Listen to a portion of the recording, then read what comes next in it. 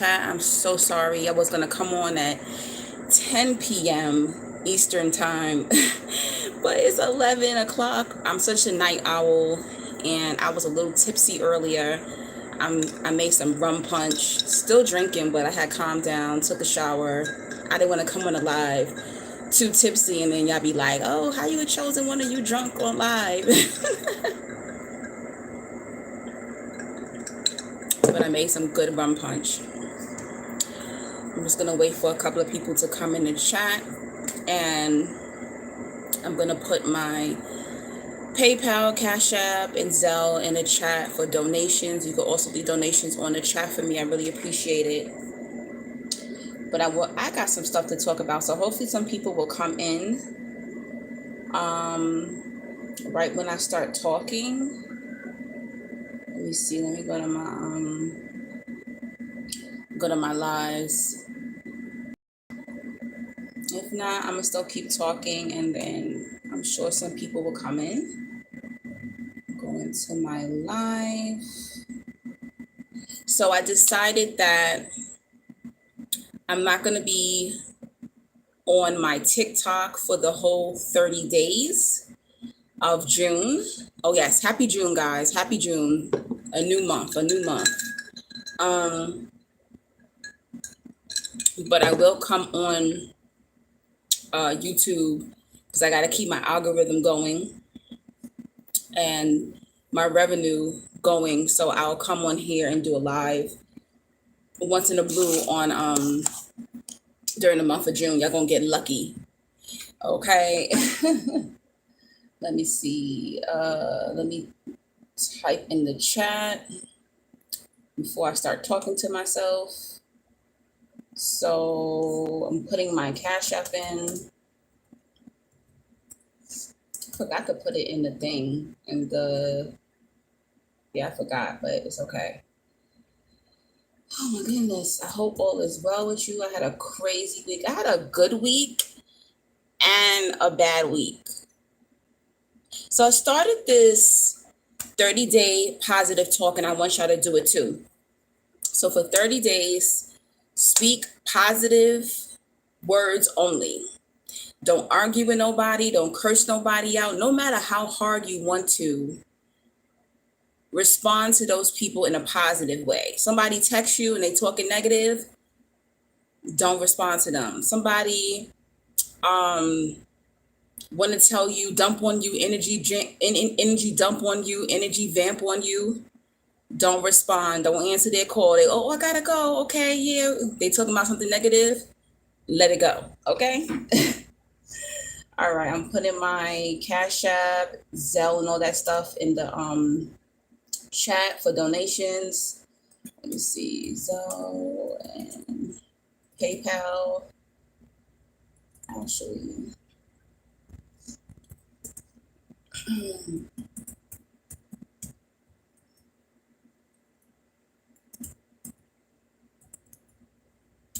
all right, that's there. So whoever is in the chat, thank you for joining my live. Hopefully more people will join. So I'm going to be talking about, I had did a video for TikTok. I don't think I put it on YouTube. I don't think I did. And I was talking about high vibrational beings, right? But that includes chosen ones, and how those chosen ones and those high vibrational beings literally make people horny, right? And this is also a sign that you're a chosen one. This happens to you when you're a child. It starts when you're a child. That's very disgusting and creepy. But this type of energy happens to you since you were a child. So I'm sure you have a lot of stories that maybe your parents' friends were looking at you funny, and you always felt that energy, like your parents' friends were attracted to you, or your older siblings friends were attracted to you, or you have family members who seem like they were attracted to you.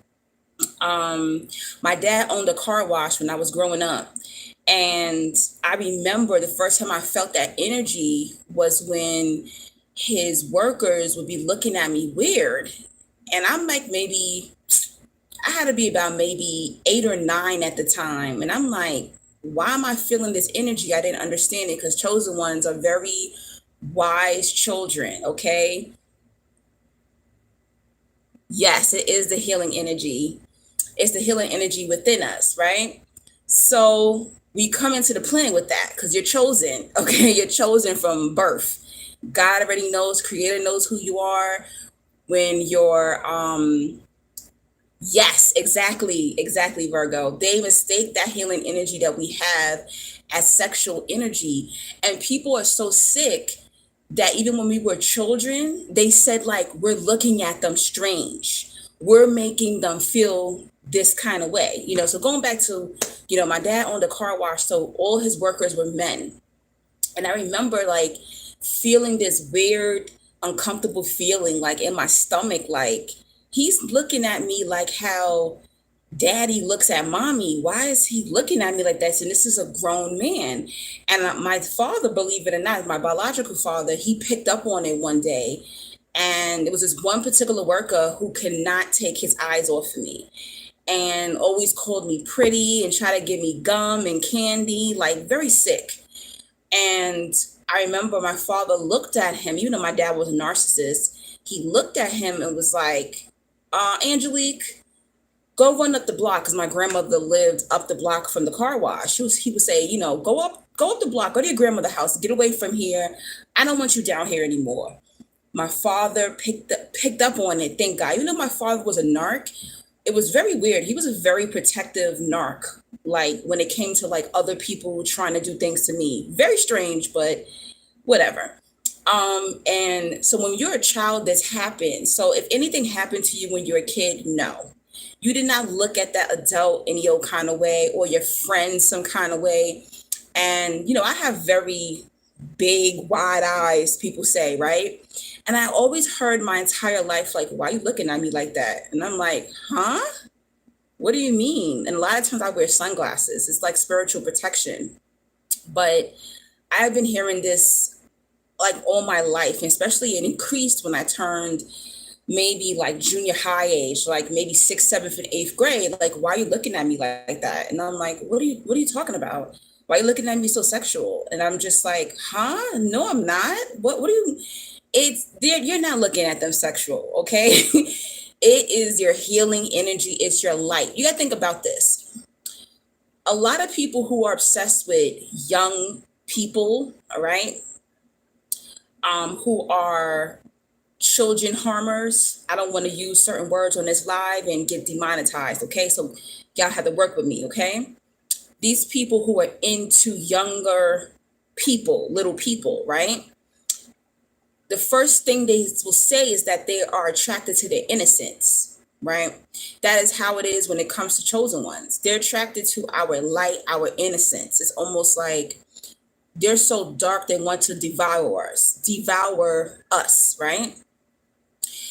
They want to control us. They want to possess us. They want to sleep with us in order to get that energy, because that's the fastest way they can get it, right? Also, people are sent to chosen ones to harm them in that sexual manner, right? When you come in the chat for me, guys, click like. Thank you so much. Yeah, so when I was a child, I got sexually harmed by, allegedly, I have to say allegedly, just in case somebody try to sue me, allegedly by my stepfather that raised me. And these things are supposed to happen to chosen ones. I know it sounds sick and we'll never fully understand why the creator, God, whatever you believe in, will allow these things to happen. But these people are sent to our lives to throw us off a path. Because think about it. If the chosen one is sexually harmed, right? If the chosen one is abused in that manner, that's gonna spiritually throw that chosen one off. And it did. It threw me off for a long time. Not like I thought I was gay or anything, but I hated men because of that. Right. And when you come on a planet, chosen one, you have spiritual assignments, you have work to do. Okay. Hey, India, you caught me again. Oh my gosh. I'm over here drinking my rum punch, guys. So if these agents that come in, if these demons that come in your life, hey girl, hey honey, if these demons come in your life to throw you off your path, right? So you get sexually harmed when you're a child, people take advantage of your light, people want to drain you, you're getting thrown off. You're not going to be able to get to those spiritual assignments that God has in place for you, or reach out to people like you're supposed to, because you're busy healing. You're busy dealing with what your parents did to you, your siblings did to you, your childhood friends did to you. You know, it's a long cycle. But you don't go to waste, though. You don't go to waste. I didn't go to waste, okay?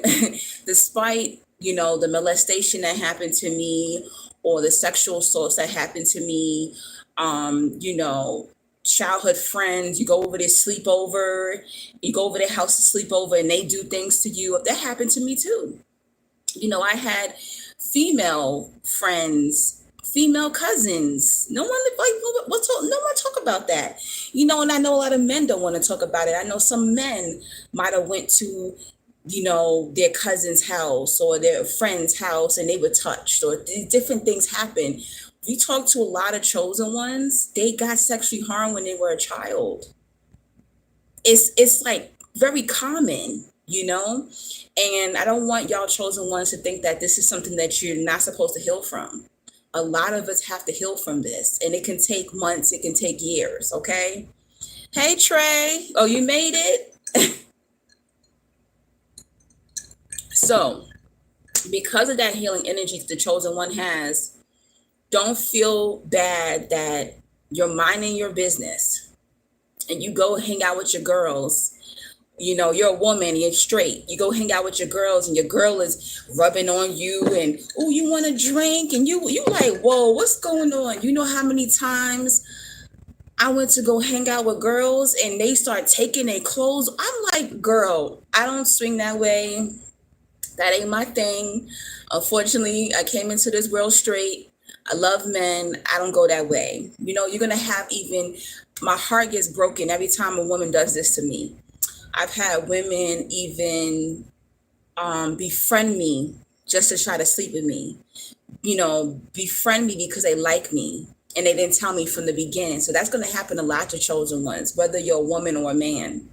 You're going to have people befriending you just to sleep with you guys, befriending you to try to take notes like, maybe I can convince him to sleep with me, even though I know he's straight or I know he gay. This happens, okay? Is my lighting bad? Because I remember the last live, it was kind of too bright. All right, that looked better. So this could happen, okay? So you're going to have, it's sad that as a chosen one, you literally have to kind of live on guard, a little bit like pins and needles almost. You have to be careful who's befriending you. You're also going to attract a very, clingy energy type of people. This is something else I hate. I actually just met a woman. I met her, I think I talked about her before on my live or my channel. I met her a few weeks ago at one of my favorite restaurants in New York, right? And she gave me a message that I've been like looking for, right? But sometimes, even though somebody has a spiritual message for you, doesn't mean they have good intentions, so to say. Or when they finally get to know you, chosen one, your energy is so radiant that they don't want to let you go, right? So I met this woman less than a month ago, and she's already saying things that's like a red flag. I want you, chosen ones, to remember patterns of people from your past. This is what helps you learning human behavior and psychology. I want you to be like, someone did this before, and compare. So that way, this is how you know, yeah, I might have to slip out the back door because this person reminds me of Sarah. This person reminds me of John, and I can't deal with them because they seem like they're narcissistic, or they seem like a bad friend. They seem like my ex. I need you to pay attention to human behavior. Pay attention. Look at it in patterns, right? especially if you're autistic, got ADHD, you're an empath. That means you're good with pattern systems when it comes to your brain, right? This woman, now it's too dark. This woman, she's starting to like, I don't want to say it's love bombing, but you'll get this too when you first meet people, guys. They'll be like, you're so amazing. Anybody will lose you as a friend or a lover. They're crazy.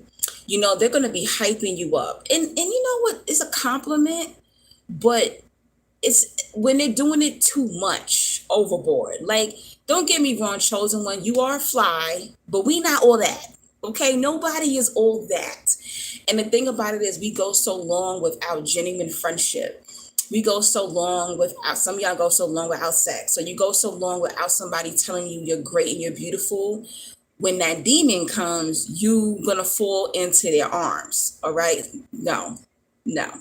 Stay leveled, say thank you, okay, but watch them, you know. So this woman, she's like overkilling with the love bombing, the compliments. And I'm trying to make it to Mexico for my birthday in August, right?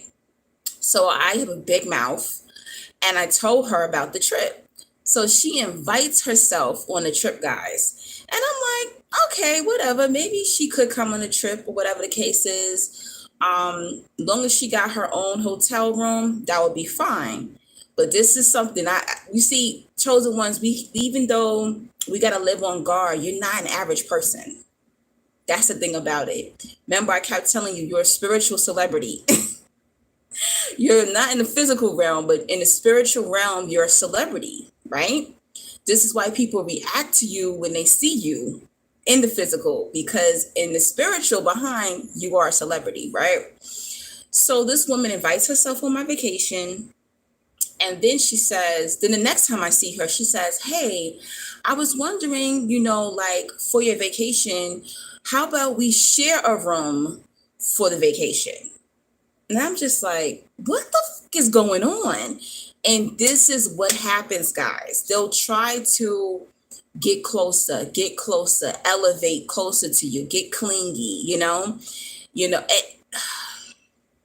I hate it.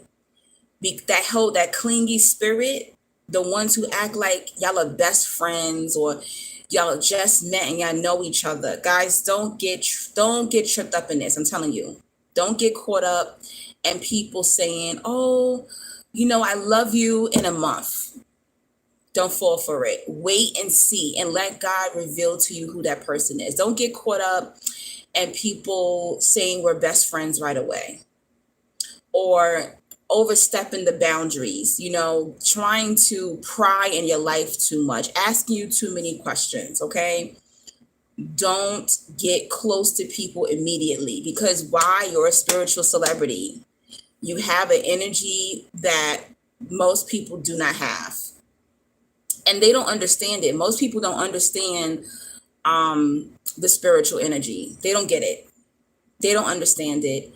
Most people are not aware of why they're operating the way they're operating. Even people who are possessed, they're not aware. Some people are not aware that they are possessed. They think that they're healthy, they're walking around, they had all these things happen to them. They don't know why they're so attracted to you sometimes. So a lot of times you can get into fights. Okay, hey Lottie, long time no see.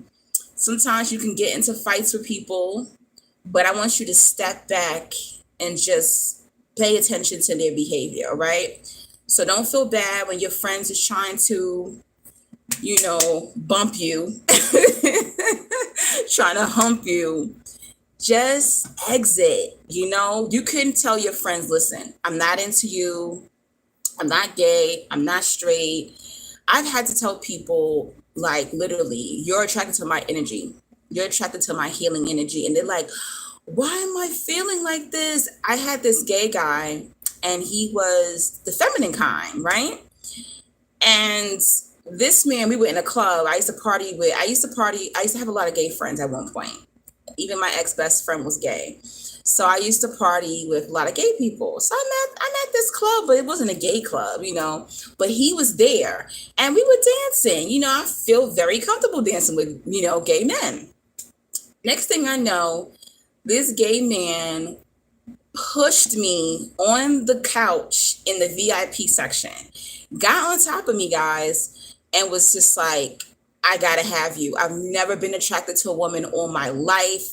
I have got to have you. Please be my girlfriend. And I said, if you don't get off of me, and I couldn't push him off because he was a big man. He was big and tall. And I'm only 5'3". Even though I'm a big girl, I'm only 5'3". I'm a pretty petite woman, okay? I said, man, if you don't get off of me, so you're even gonna have people who are questioning their sexuality, chosen ones. It's so scary. I've locked myself in bathrooms. I've gone on vacations with friends and they're trying to sleep with me in the hotel room and I had to lock myself in bathrooms. That happened to me twice. All right. Even my ex-gay best friend tried to sleep with me a few times. It's like they want to drain you of your light, guys. And you have to protect yourself. Don't be doing sleepovers and going to certain parties. I don't sleep over friends' houses. Do you know that? Through the years, I don't sleep over people's house. I don't even sleep over men's house. Got some gel on my hair. I don't even sleep over men's house. The last man I slept over his house, and mostly he would come to my house, was the last guy that I had dated seriously. And that was in 2020, 2021. I don't sleep over a friend's house. And I don't let friends sleep over my house. So people be like, oh, you live in New York? I want to come to New York. Can I stay at your house? Nope. No, you can't. No, you can't. I don't trust them. I do not trust them. You said what? You are looking and projecting power and light. Oh, wow. Thank you. Really, that's fascinating. Energy transfer. Yes, and that's what it is, guys. It's an energy transfer.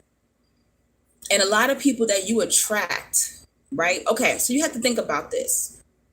Somebody is living in darkness, right? And here you come, chosen one, even despite all that you're going through. You feel like you might be depressed or you think that your frequency is low, but it's not, right? So you meet somebody and your frequency is high. And think about it. People come around us like, no one knows that I'm going through a lot right now. You still see that my light radiates, right? Doesn't matter what I've been going through. Then you get around somebody who's full of darkness, right? They're in awe of you. They're looking like, wow, you look like an angel to them, chosen one. You're literally glowing like an aura. Sometimes people be like, oh, in your videos, I can see your aura. You literally can see like an aura sometimes on people or a light. One time I saw this guy at work, my ex job back in 2019, and his aura was so bright. He literally had a bright beam of light tracing his body.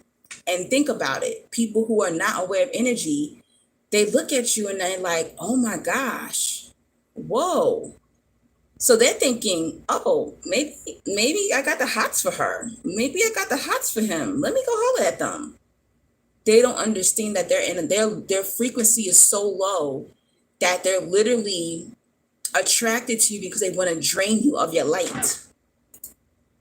And they're thinking it's sexual energy. No. They're in need of healing. You have the healing energy that they need. If they sleep with you, they can drain your light that they need. But it's crazy because these people can't sustain it.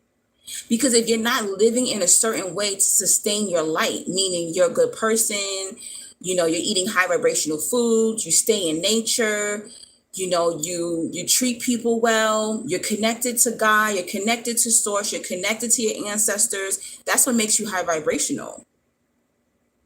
These people are not living that life. And I always tell people this, they're going to drain you faster than you can drain them. This is why when chosen ones get with darkness, you get with a dark man or a dark woman, not complexion, meaning spirit wise, right? They drain you.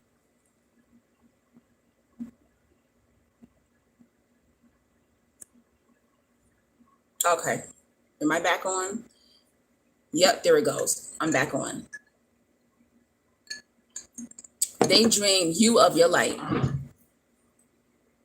The reason why, you ever think about it, when you sleep with narcissists, eventually a narcissist or whatever, a demon, whatever you want to call it, right? You sleep with them. Thank you, India.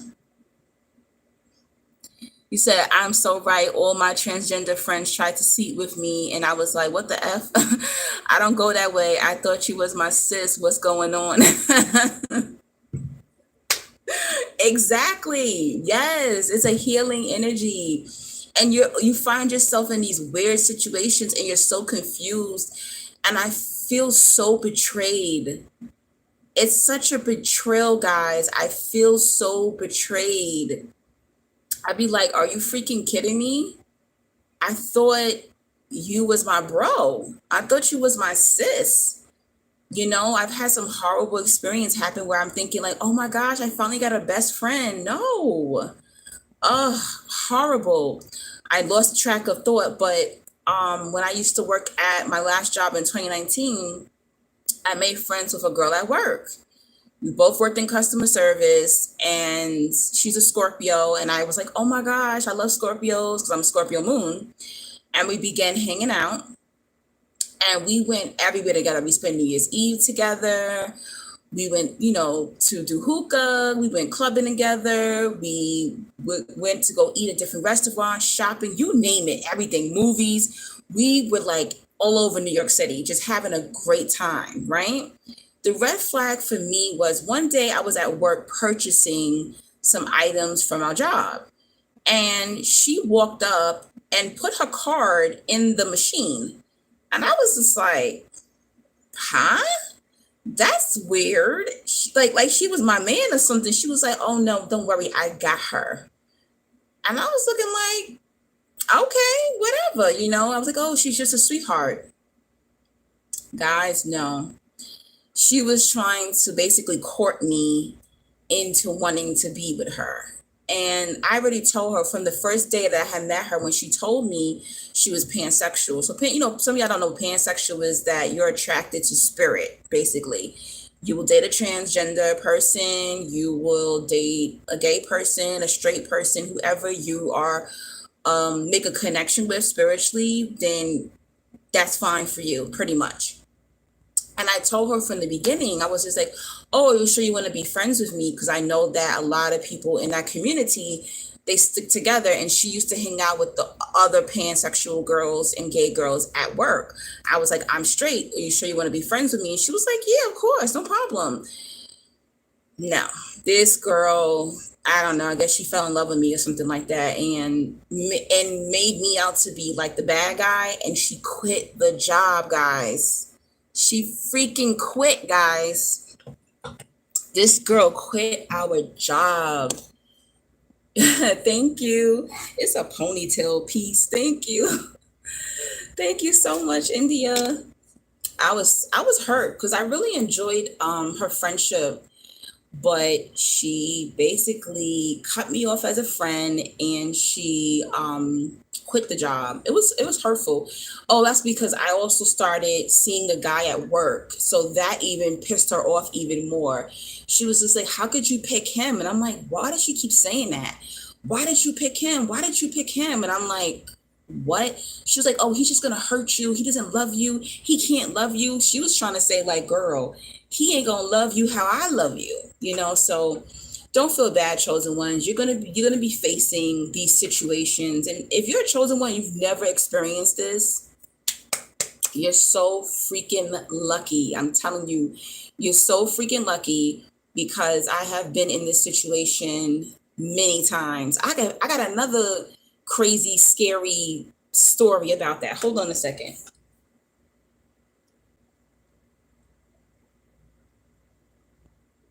Okay.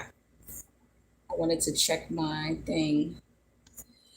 Oh, yes. I do take donations during my lives, guys. You can put money on the chat. You can put money on my Cash App, my PayPal, or my Zelle. That information is in the chat. My Cash App is $the light 777. My PayPal and Zelle is Neo Angie 3000 at yahoo.com. Okay. Oh, the craziest story I experienced. Don't let it pass you. It could be somebody in religion. It could be an older person. It could be a grandma figure, a grandfather figure. Anybody could be after you. All right. The crazy story was I used to do hair, right? And I went to this woman's house, and when I got there, it was a Sunday. So she had just came from church. Her family, her kids, her husband just came from church. And there was this woman who was sitting on her couch. So they were eating and stuff like that. I began to do her weave. And this woman kept staring at me, and she was asking me questions. And she was just like, wow, you're so mature for your age. At the time, how old was I? I probably was like in my late 20s, early 30s at this time. So I wasn't that young, but I was still young.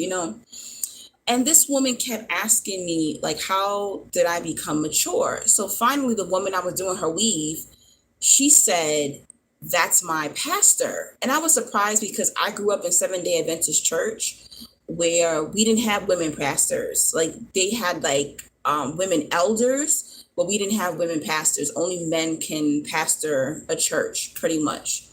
I think they were Nigerian Baptists or something like that. So she was like, yeah, that's my pastor. I was like, oh, okay. So I'm looking at her like in a respectful way because she's a pastor. No, do not let your guard down, chosen one, just because somebody is religious or spiritual. Those be the biggest pervs. I'm letting you know that right now.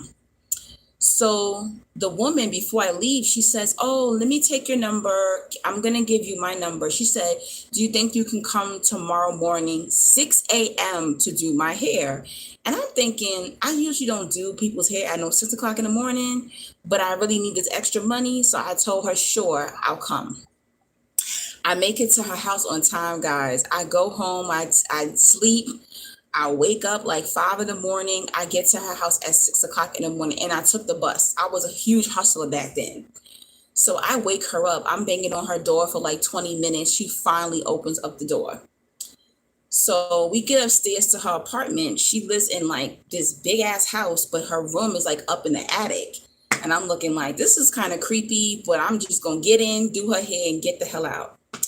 So I go and I'm doing her hair, and she said she wanted to take a break. So I said, okay, no problem. I said, well, let me go to the bathroom. When I get to her bathroom has no door on it. So I'm like, I gotta pee where somebody possibly can walk by. I'm like, all right, whatever. So I go pee with no door, in a bathroom with no door.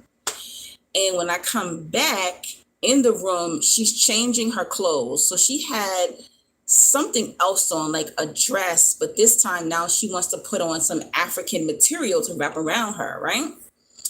So this woman starts taking off her dress, and she had a bra on, and she's taking off her clothing, but she's like standing near her window, and she's turning to like look at me while she's getting undressed, guys. Disgusting. And I saw something in her eyes, like something was off. And she's taking off her clothes seductively. And I'm in my head like, you gotta be freaking kidding me. This cannot be happening. This is a pastor, guys. This is a fucking pastor doing this, okay? And she's taking off her clothes, and then she starts like rubbing on herself. And I'm like, I'm gonna go wait in the hallway until you finish getting dressed. And she's like, oh no, it's okay, you can stay. It was like, no, let me know when you finish getting dressed. Now, the Angelique today would have been like, look, bitch, you don't want to get stomped out in your house. Put on your clothes so I can finish your hair, or I'm out. Okay. But that's like maybe 7-10 years ago, where I didn't have that type of voice. And that's why I keep saying chosen ones need to have that kind of voice, And it's so scary when you're in these type of situations. I never thought a pastor would be doing this. It was disgusting, guys. It was disgusting. Yeah, but I finished the woman's hair. She paid me. And the whole entire conversation, she just kept saying, you impress me so much. You're just so, and keep in mind, those of you who know, when you're a Christian pastor or when you're a Christian period, they have strict rules about being gay. All right. So I just don't understand why, if people know this, why do they go into that field? I don't understand it. And then, want to come on to people who are straight. Let me take a sip on that one. What you said? Oh my goodness. That's like, what can you do? Especially 10 years ago. It's like the what? Hypothesis of us, like a snake charmer. It's wow. Yes. So I left and she gave me some African print to take with me, right? Man, when I got like near my house, I said, I don't want nothing from that woman. I took that African print and threw it the African print and threw it in the garbage, guys. I said, oh hell no. I don't want nothing from that woman. That was probably one of the most, that actually I've had more disturbing situations, but I will never forget that one, because you don't expect somebody who's a pastor to come on to you, but you have to be careful, chosen ones. Don't be going to every party. Don't go to every event. When it's getting late and you drunk, no, take an Uber. Get somebody to drive you. All right. I remember when I was 15, my mother's sugar daddy made a pass at me. This has been going on since I was a kid. All right. They're going to try you, chosen one. They're very attracted to your light, and you have to protect that. And you do miss out. You miss out, but your safety is worth it. And you get used to it. I get used to it. I don't feel like, honestly, I'm gonna say you miss out on like maybe having fun sometimes, but it's better to be safe.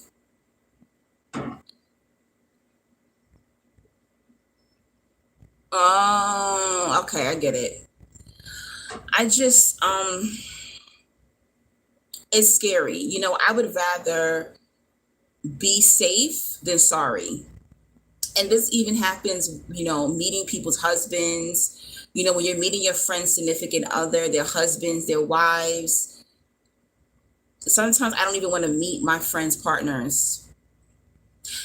Another thing that happens with chosen ones, even people meeting your partners, if they can't sleep with you, chosen one, they'll try to sleep with your husband or your wife. They'll try to sleep with your girlfriend or your boyfriend, or, your little boo thing, whatever you want to call them. They'll do that. You also make people look good in a sexual manner. And I couldn't understand that. When people are dating you, chosen one, ain't nobody was looking at him. Ain't nobody was checking for her. But as soon as the chosen one is sleeping with them, you have to understand your energy, your scent is on that man or woman. So after they sleep with the chosen one, that person's dick R dickard pussy ratio goes up. Their dick ratio, their roster, their pussy roster goes up. Okay? Because they're with you, they're going to attract more. It's almost like you put a marking on them, a spiritual marking on them. I know it sounds scary, and this happens all the time. He don't even have to be all that. She don't even have to be all that. But because you touched them, because they've been in your presence, because they dated you, because they were married to you, because y'all have children together, they gonna want them. You're gonna see a lot of your friends running behind your exes, and you're like, what is going on?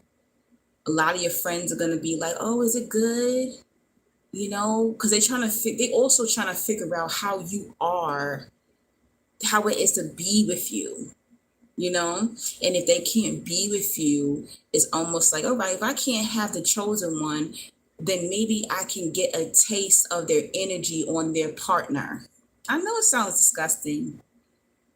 It's all spiritual. It's all spiritual. I'm telling you. And people are going to say things, even strangers will say inappropriate things to you in the street. And don't ever feel like it's something that you're doing. You're not doing anything, okay? Anybody have any questions about the chosen one?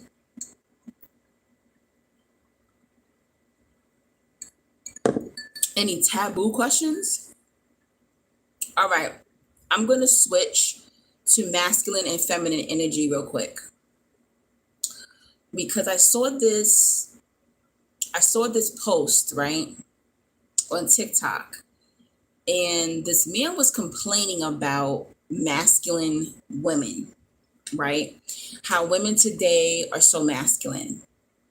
I was just like, and how every woman he meets is masculine.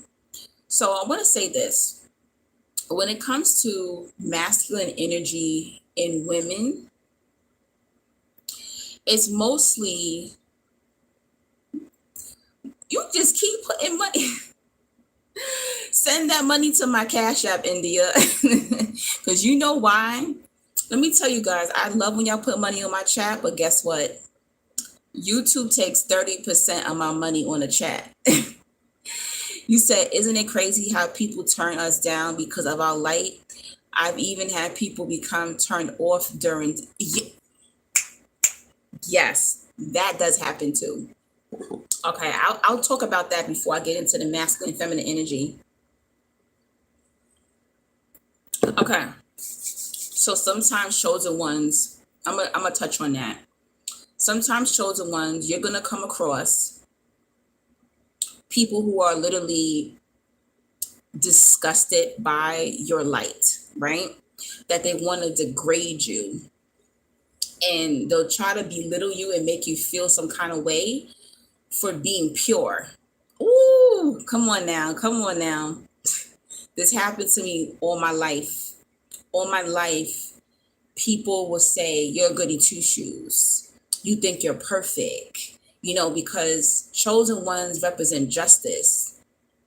Chosen ones know when something is wrong or right.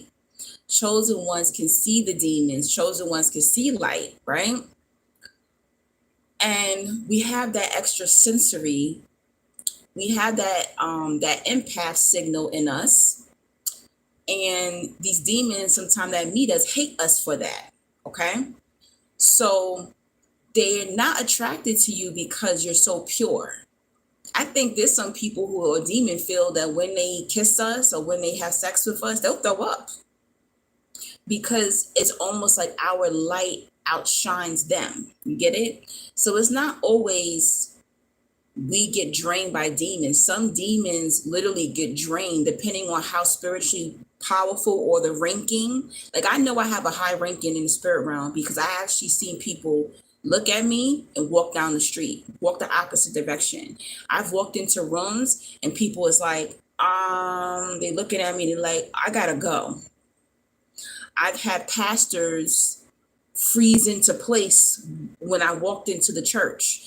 So sometimes, chosen one, your spirit is high ranking.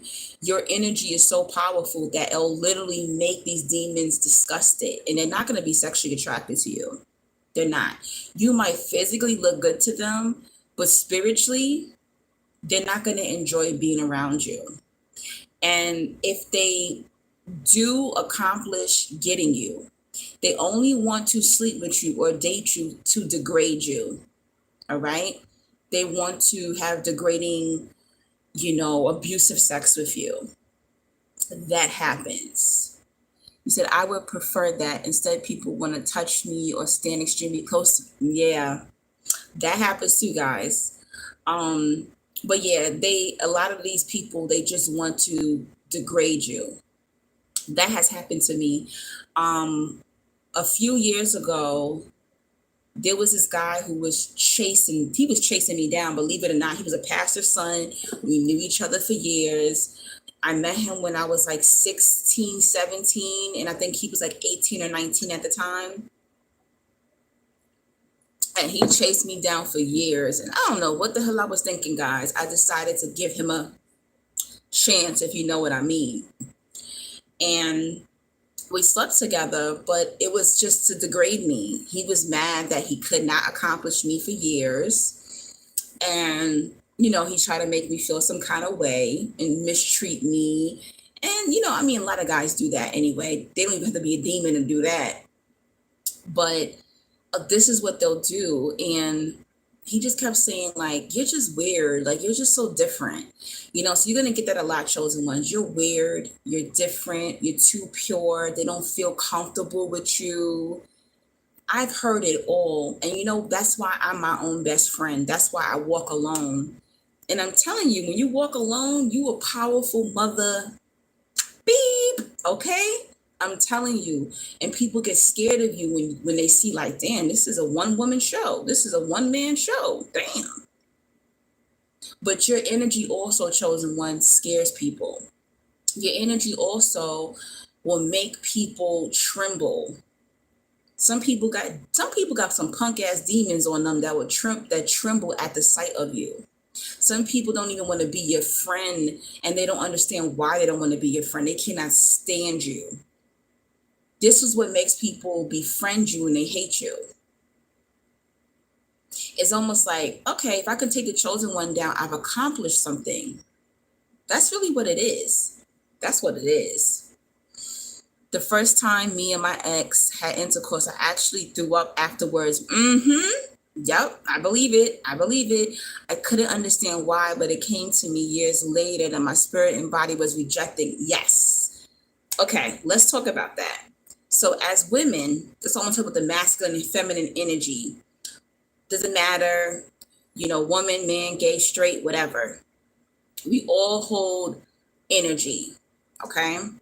We all hold energy. He turned out to be a demon. I would see it in his eyes. Yes, it's all in the eyes, definitely. It will tell on you. It would tell on them. If your light is bright and you go to sleep with a demon, you can throw up. You can get stomach aches. I just did a video about this. I've experienced this. You can get headaches. Every time you sleep with this person, you got the bubble guts. You got to run to the toilet. And you thinking, damn, maybe I just ate something. No, that's your body letting you know. You cannot take on that negative energy, guys. And the more higher you go up spiritually, the more your body will literally reject that person's energy. Your body's going to let you know. That's why anytime I'm with a new partner, I always wait like a week or two to see, how am I feeling? I'm dealing with somebody new now, and I feel fine. My body reacted fine.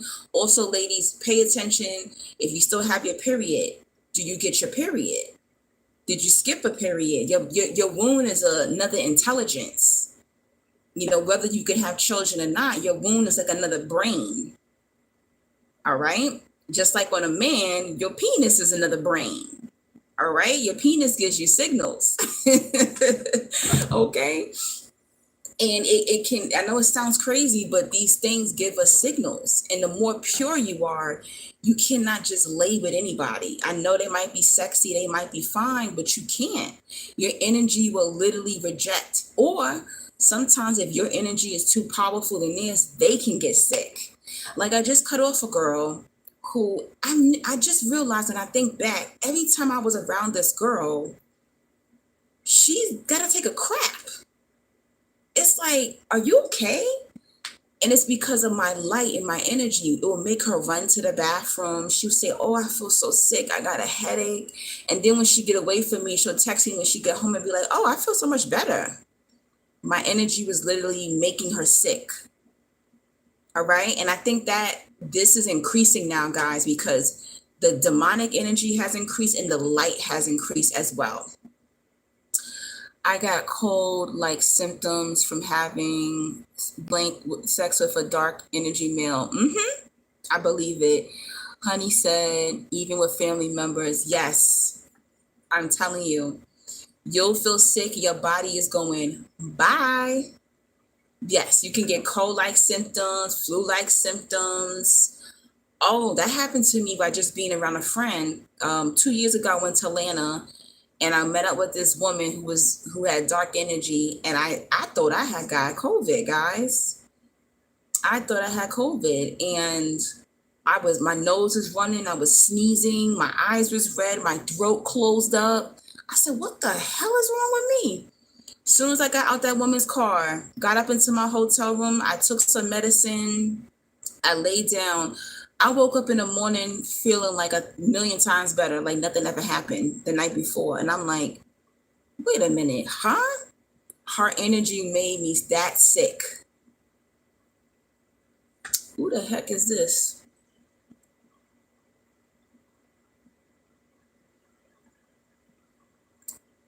Dontel Jones. I don't know why they did that. Let me hold on. Why they did that? I don't know why they held Dontel Jones. He said, I'm assuming he's a he. It seems like the only people chosen ones need to date or hang out with is other chosen ones. Damn near everyone I know or grew up with did some foul shit to me. It's crazy. We are definitely pure souls. We are. And they don't even want to you said what? Oh my God, wow, she had to, yes, the girl had to poop, guys. Every time when I think about it, I said, this girl, every time she was with me, she was sick. And I'm like, she not sick when she hang out with her other friends. But I cut her off. I told y'all that story, how she was looking at my boob. And that's disrespectful. I'm not going for that.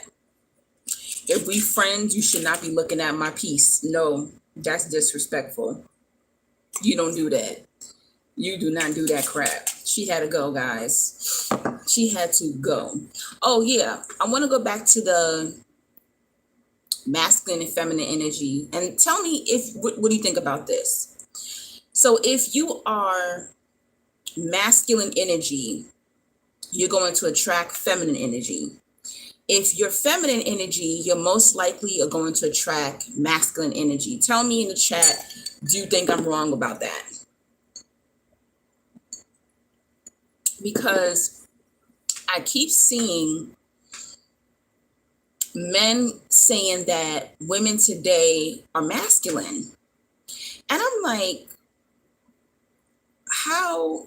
That's a lot. That's a lot, 30%. I keep seeing men talking about women today, especially Black women, were very masculine. And I'm just like, I'm gonna look up something real quick. I'm gonna tell you, I'm gonna make I'm gonna read the definition of masculine energy, right?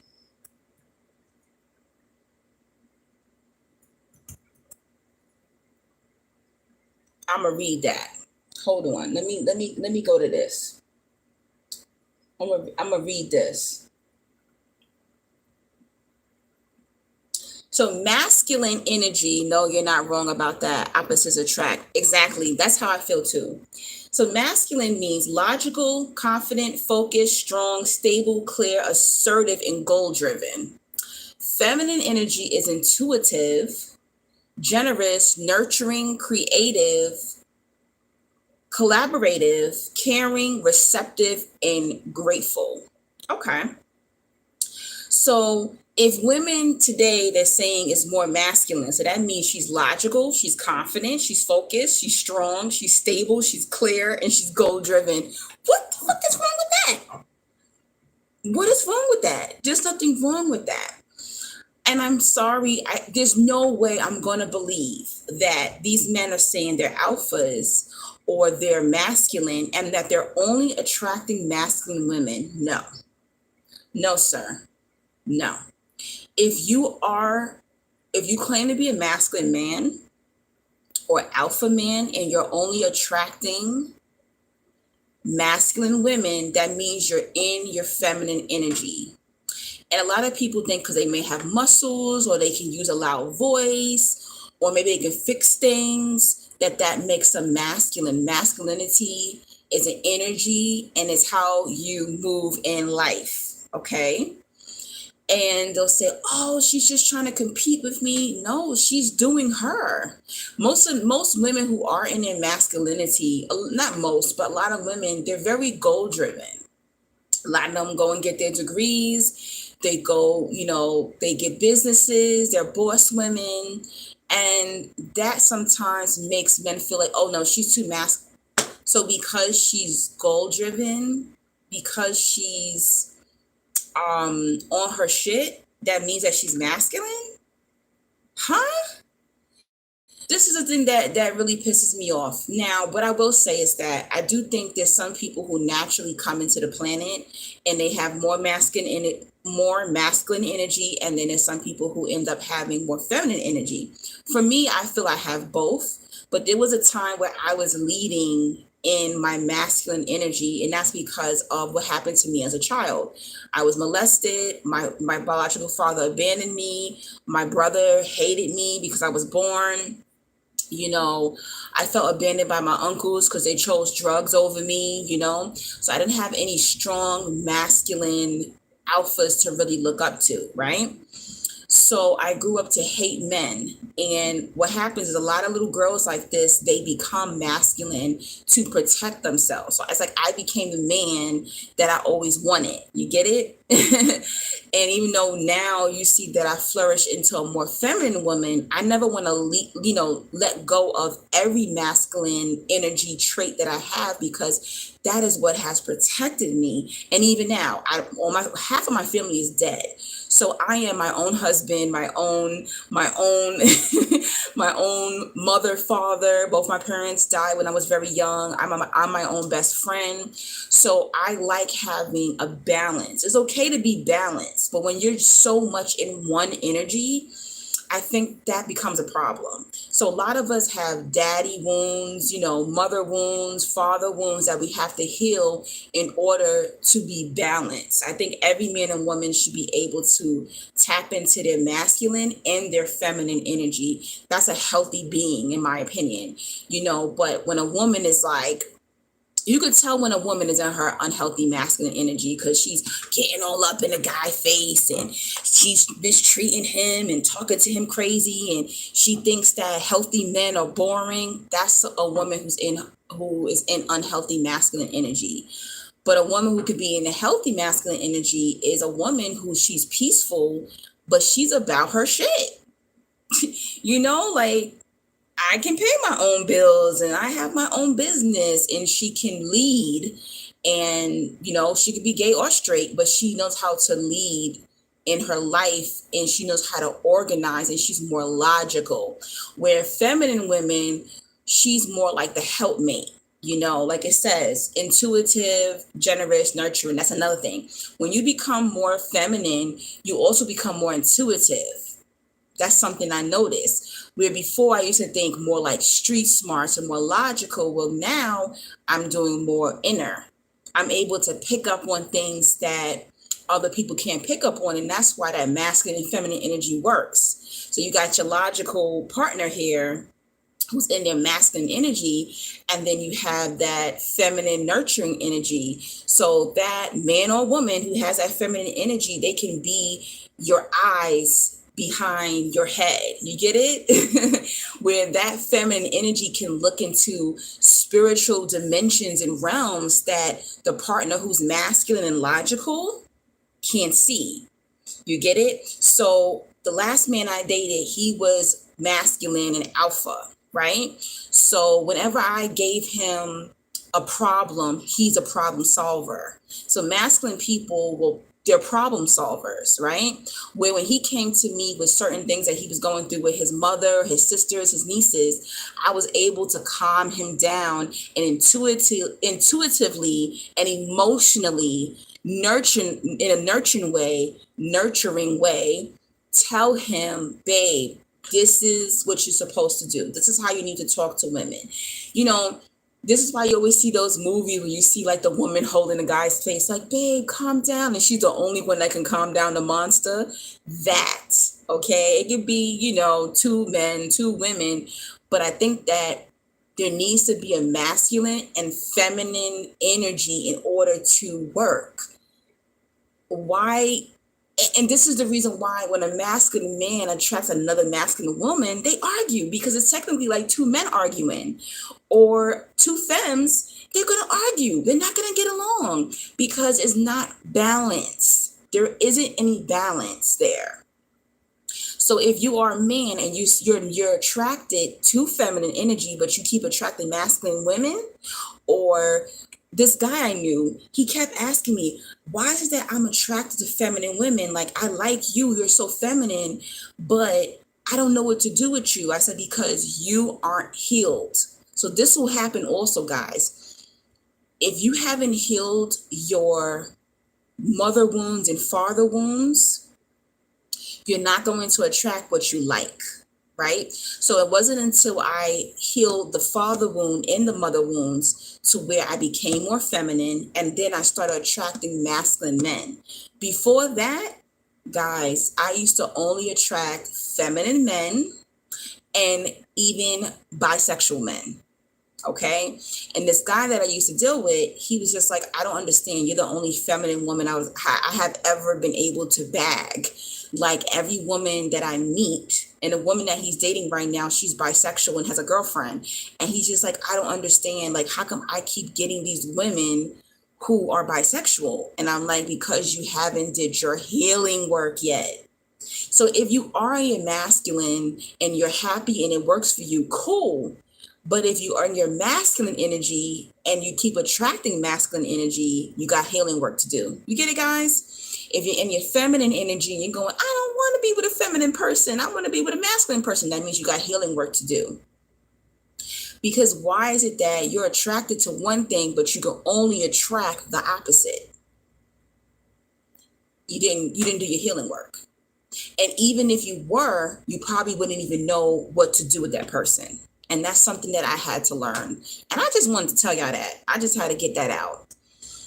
He said it's very spiritual and deep journey. The problem is more women are independent, and that is a turnoff. To be feminine is to be submissive and resilient, independent. If you are too dependent, it's considered masculine. Okay, I see that. I see that journey of the soul. Okay. But here's the issue with that today. The contradiction is I want a woman to be 50-50. No. A true feminine woman is supposed to be provided for. So you can't say, okay, I want a feminine woman, but I want her to tap in and pay the bills and cover certain things that's supposed to be what the masculine energy is supposed to be doing.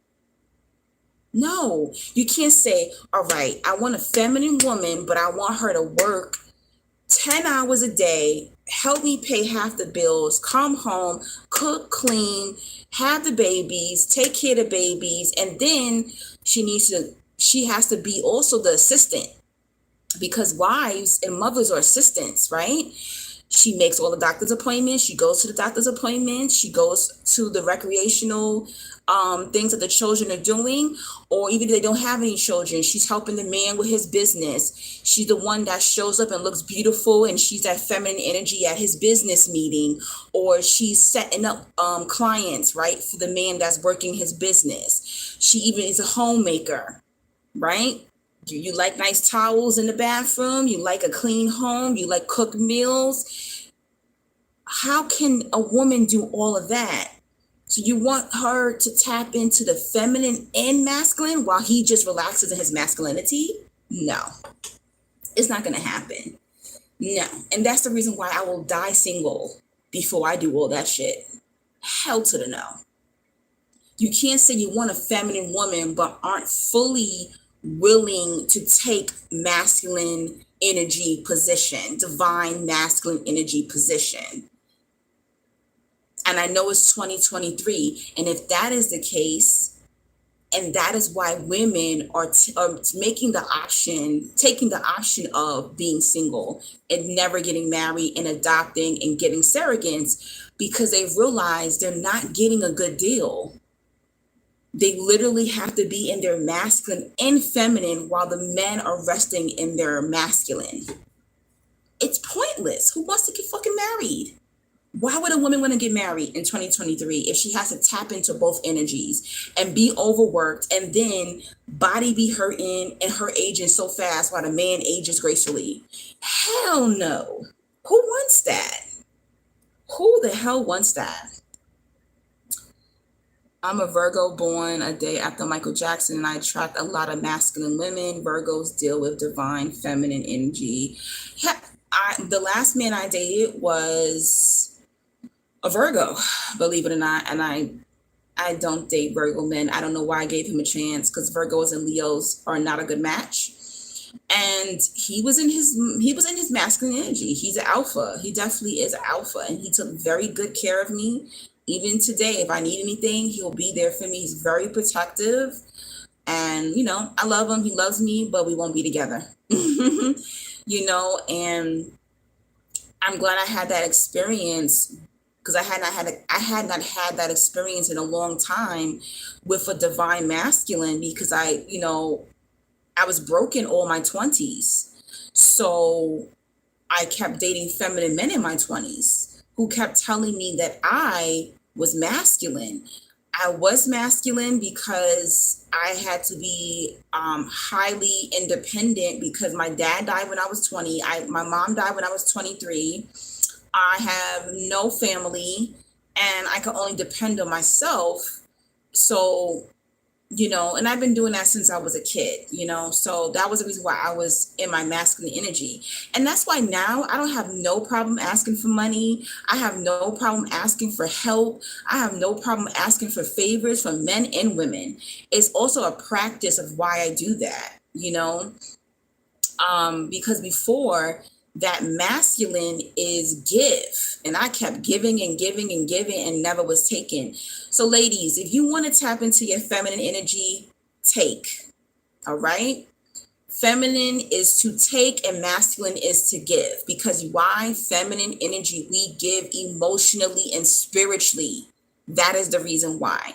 And men, masculine, they give tangible, money, service, acts of service. That's, you're supposed to get comfortable with taking. I'm very comfortable with receiving. If you want to tap into your feminine energy, get comfortable with receiving and believing that you deserve to receive, and know that whatever you receive, you can multiply.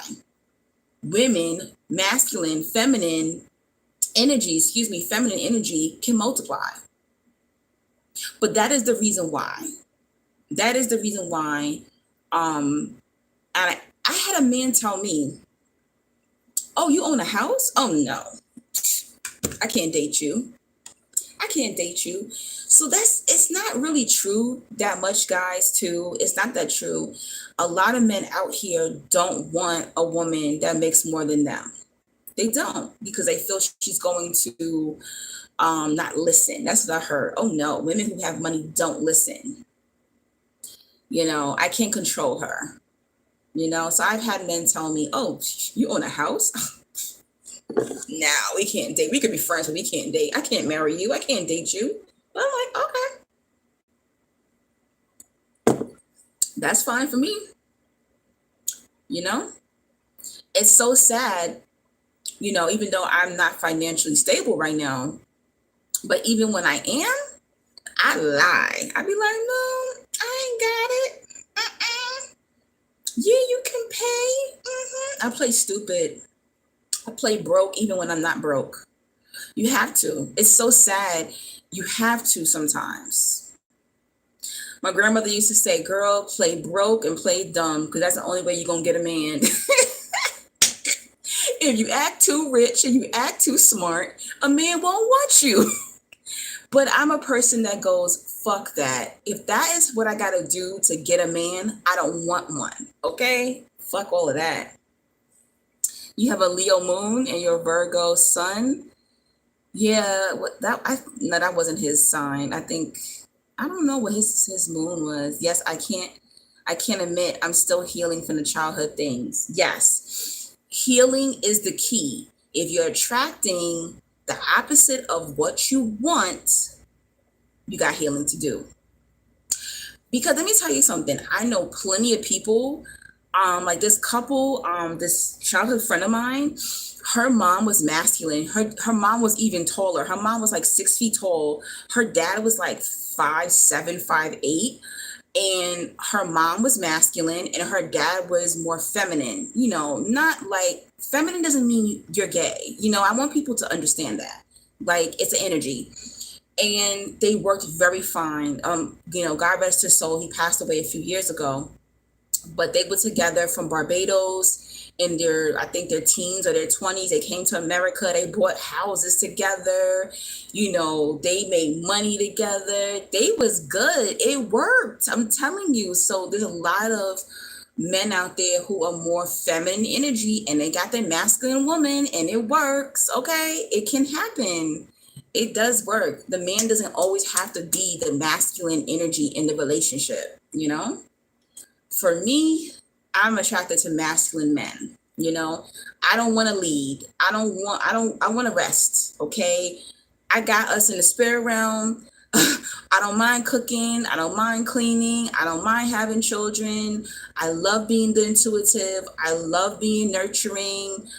I love all of that shit. Okay. I love being in my feminine energy. Yes, baby. Open that car door for me. Okay. Yes, baby. Pay for dates. I love it. Yes, baby. Buy that for me. Yep. I got you.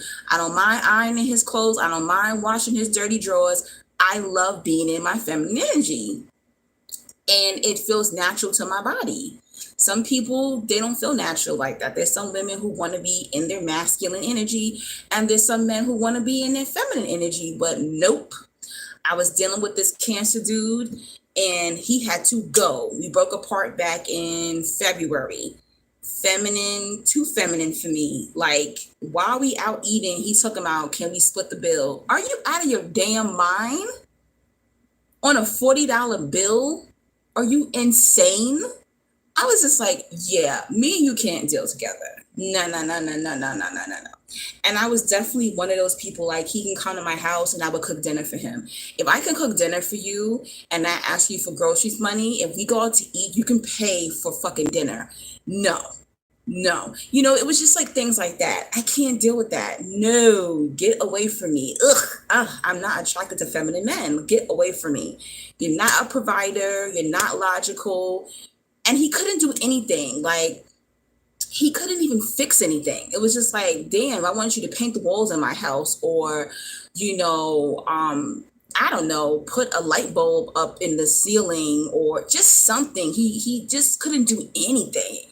It was just like everything was just feminine based, and you will literally feel disgusted by these people. There's nothing wrong with them. They just are not a match for you. So I am not attracted to feminine men, where they want to feel like feminine men, just like how women feel they need to be catered to. Feminine men feel like a woman is supposed to take care of him. And the thing about it is that most women, if a woman is feminine, right, and she's dating a man who's feminine, she's going to feel like he's acting like a child. She's going to feel like he's a liability. You know what I'm trying to say? She's not going to feel protected by him. You don't feel this protection energy from him. You feel like a childlike energy, like you have to like save him in a sense or protect him. It's very uncomfortable. So whenever you're feeling this, break it off. I don't care how fine he is or she is, break it off. You're not a match. Go find somebody who's your opposite. All right, I just went off on a tangent. I'm so sorry, guys. What you saying? But yeah, so I don't have anything against, people who, what you say? I feel like when we attract feminine men over and over, it makes you frustrated. Yes. When you're a woman and you're in your feminine energy, or you're attracted to masculine men and you keep attracting feminine men, you feel like a loser. You're like, why do I keep getting these guys? And you feel like they're dusties. It's not all of them are dusties. So a lot of feminine men, it could be like maybe the zodiac that they're born in. It could be they were raised around a lot of women. It could be even if they had a father, they didn't have a father that taught them, how to be a divine masculine. It could be a man who didn't do his healing work. He's broken in a lot of areas, and that's the reason why he doesn't know how to be masculine, how to be in his power. Another thing that happens too is if you're a woman who is balanced, like for me, I'm balanced in my masculine energy and feminine energy because I did my healing work, healing the wounds from my father and healing the wounds that my mother gave me, right? Feminine men will be jealous of you because they're going, how the hell did this woman, this person with a vagina, how did she tap into her masculine energy and I haven't? So I've had men hate on me. So I'm always creating these businesses. You know, I've been a hairstylist. I've been a daycare teacher. I've been a nanny. I've worked in retail. I've been a manager. I've worked in fashion. You name it. I've worked in so many different positions. But I've also wrote a book. You know, I've also, you know, started making body products and t-shirts. You name it. I've done all this crap, right? That's another thing. Chosen ones are very talented. Very talented. I'll get into that next. And these men would be like, oh, you always doing something. Like, you can't stick to something. But these men that was talking to me, they never even started. They never started. They didn't have any successful businesses, no degrees, nothing to show, no books, no businesses, no YouTube, no TikTok, no nothing. So you'll get that a lot. You'll get men who are jealous of you because they haven't or can't figure out how to tap into their own masculine energy, but not realizing they need to do their healing work in order to tap into that energy. And on the other end, you're gonna get a frustrated, for the fellas, you're gonna get a frustrated masculine woman who wants to argue with you, who wants to hate on you, because she hasn't did her healing work and she wants to control you and she wants to be rah, rah, rah and all in your face and argue with you because she's actually hurting. She got forced into her masculine energy through childhood trauma or, you know, men disappointing her in her childhood. All kind of stuff happened to that type of woman. And these women are very dangerous because a lot of these women end up hurting these men, and you know how they say, oh, men shouldn't hit a woman, and these women know that, and this is why these men end up in these abusive relationships, and sometimes they even get unalived by these women who are in their masculine energy, or they end up having a child with this woman and she's aggressive and she's abusive. That's how that ends up looking. Okay, this little baby here getting on my nerves. You know, that ends up happening to men who end up like that, you know. And yes, it happens also, you know, with gay people as well, where, you know, they end up in abusive relationships with these people because they haven't did their healing work. And if you're an empath or you're a chosen one and you're not in your power yet, you're going to feel like you need to save these people. And you don't need to save no one. When you see these type of behaviors with these people, you need to jump ship. You need to get the hell out of there. You said, yes, the jealous spirit is scary energy to feel like I just want the best for them. They don't even want the best for themselves. A lot of these people are in darkness and they're not even realize they're in darkness. I've been talking for a whole hour and 18 minutes. Don't forget to send me donation, guys. Put it on the chat. Send it to my Zelle, my PayPal, my Cash App. The information is in the chat. Or you can send it after I get off the live. But I'm still going to talk because I still have a lot to talk about. Let me see how. Oh, okay. I have juice on my phone. My sun and moon are masculine. Aren't you a Taurus, Trey? Are you a Taurus? And my ascendant is feminine. Trey, I thought you cursed me out one day. And my ascendant is feminine, and I attract men with feminine sun and moon masculine. How do you handle that though, Trey? Do you have a problem? Do you have a problem with attracting feminine men? Because it's not a problem for everyone. You know, it's not a problem for everyone. Because for me, being that I did my healing work and I'm more in my feminine energy now, I am not attracted to feminine men. and they feel exhausting to me. I feel like they are a child. You said your daughter oozes femininity, and whenever we're out, she's constantly offered things. Yes. You know what? I'm glad you mentioned that. She takes out the trash and doesn't even make it to the dumpster. That is so beautiful. Okay, that's another thing. Okay, I never cursed you out. Okay, it must have been another Trey. There was some other person named Trey. They got mad on one of my Taurus videos. Because I was, I do narcissistic zodiac videos when it's supposed to, it's not me saying that all zodiacs are narcissists. It's saying that if they are a narcissist and they have that type of energy, that's how they act, basically. You like mask and femme men? Okay. That's good that you like both, because I can't deal with no feminine man. I can't, because I feel like I have to nurture them. And it's like, no, baby, nurture me. You get it? Nurture me. Like, okay, I have a friend, he's crazy about me, and I don't think me and him should be friends, because I feel like he feels like he can't win me over. But I'll never date him. I'll never be with him because he's too feminine. But I don't want to hurt his feelings and tell him that he's feminine. But that's the real reason why, one of the main reasons why I will never date him. And when we go out, okay, he'll hit me up and say, hey, let's go out to eat. And I'll be like, okay, cool. So he'll say, oh, let's go out Friday. And I'm like, all right, cool. We'll pick a time and everything. On Friday, he'll be like, where are we going? Huh? What are you talking about, guys? Every time we go out, I have to pick the restaurant, make the reservation. He's exhausting. Exhausting. Nobody wants to deal with that. Then when we get to the restaurant, I'm like, what are you going to eat? He's like, he can't even talk, like, he can't even, like, speak up for himself. He doesn't want to talk to the waiter. Like, it's like being with a child. No.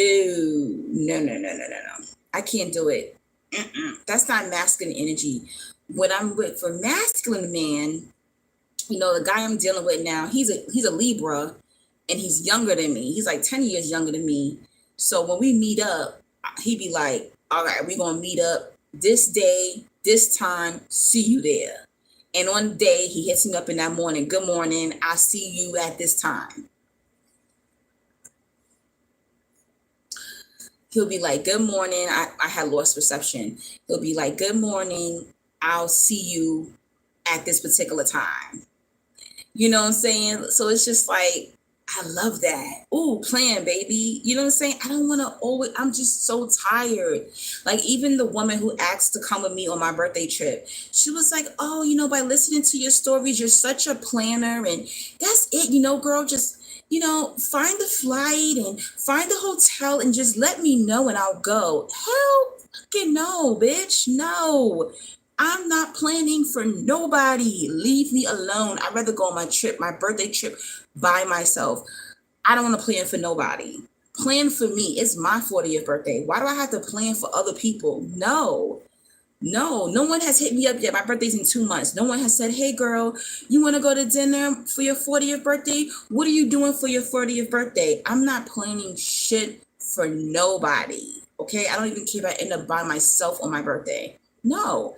And that is my feminine, my old masculine energy would have been like hitting up everybody, trying to like plan I ain't planning shit. All I want is financial blessings for my birthday. I'll go to the spa if I don't end up going to Mexico. I'll go to the spa. I'll eat dinner by my damn self. I'm not planning anything. And that is the feminine energy, honestly. That's it. You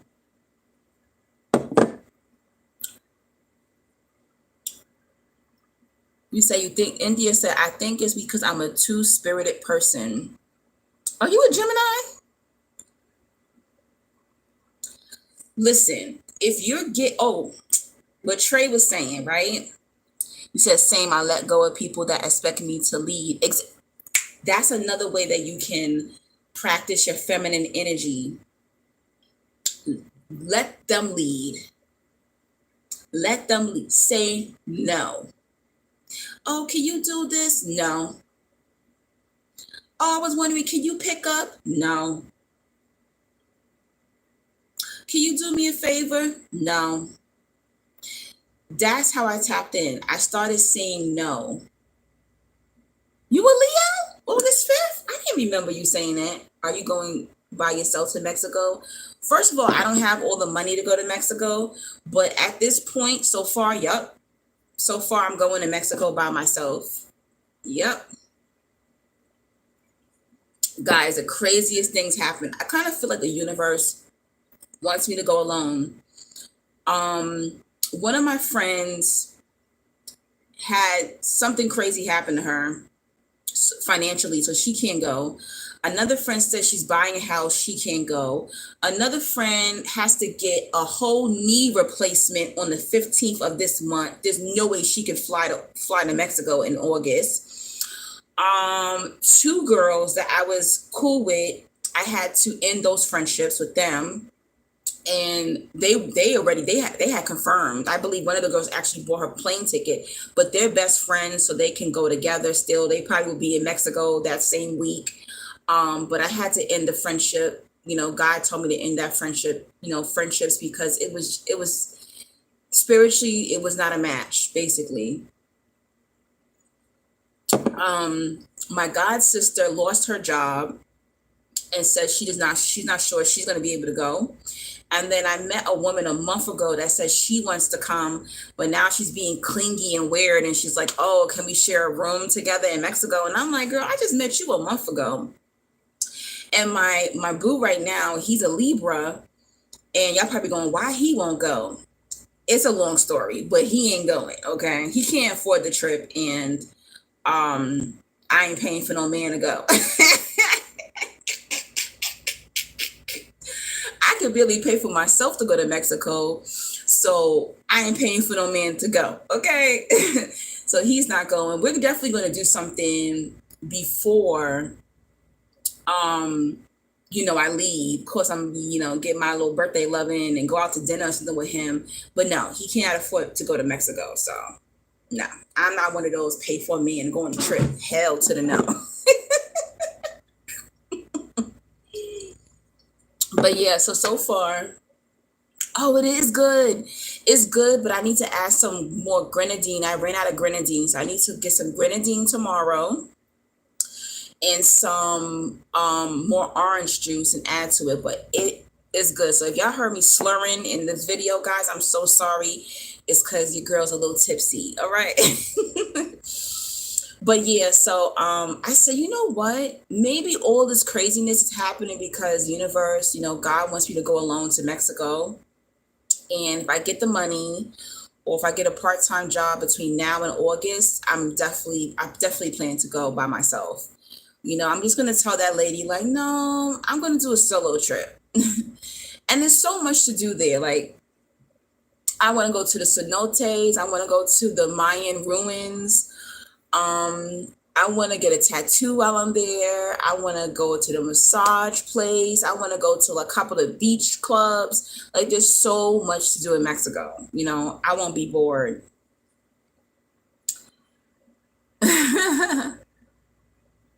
Thoughts on Rune Reiki?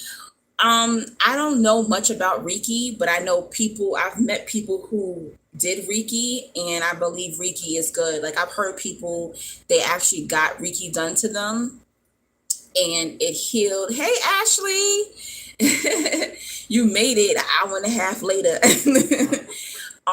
But I'm still talking though. I'm still vibing or whatever. I ain't doing nothing on a Friday. I ain't doing nothing tonight. I'm broke, so I ain't doing nothing tonight. But I believe Reiki is very healing because I've heard people say that they got the Reiki session done and they was crying, like all that stored energy in their body, it made them cry, guys. So I was like, maybe I'll do that because I'm very sure I still have stored energy from trauma. Thank you, Victors, for the 330. I appreciate it. Thank you so much. Okay, let me see. Oh, but yes, like Trey was saying about the whole feminine energy, right? Feminine energy would have people paying for your meals. You could be, listen, when I'm alone, that's another thing. I want y'all to try this. When you're alone, go out by yourself. That's one thing I like what Shira 7 says. That is very true. Go out alone. When I'm alone, I get free food, I get free drinks, I get all type of weird connections and stories and information, and it's crazy, it's beautiful. That feminine energy is very powerful. Masculine energy is very powerful as well, but that feminine energy, I got more with my feminine energy than I've done with my masculine energy. You know what gets me with the masculine energy? People thinking I'm their motherfucking leader. No, I'm not leading anything. No. Another thing I notice now that I'm in my feminine energy, people are starting to like talk for me. And I'm like, I can talk for myself. It's very weird. Like, I was at a restaurant and I didn't like my food. And before I could even call the manager over, the woman next to me called the manager over and was like, this looks nasty. You need to take her food from her and make it right. And I was looking like, I could speak for myself. Why is this woman talking for me? Another time recently, I was in Harlem. I told this story on my YouTube already. And this man was being nasty to me. He was saying sexual things to me in the street. And this woman was going to literally fight this guy for me. And I was like, what is that? So now that I'm in my feminine energy, I notice that they're just more nurturing towards me, basically, you know. And of course, when you're shining bright and you have that bright light chosen one, people are going to come to your defense. It's going to be different now once you're in your power. Once you step in your power, guys, it's going to be better. But when you're in that mopey chosen one phase where you hate life and you hate everybody, you can't manifest like that good energy, you know, to come in, basically. Ooh, I feel like I need some more lipstick on. My lipstick is fading. Now, what y'all saying up in here? Sprinkle to that.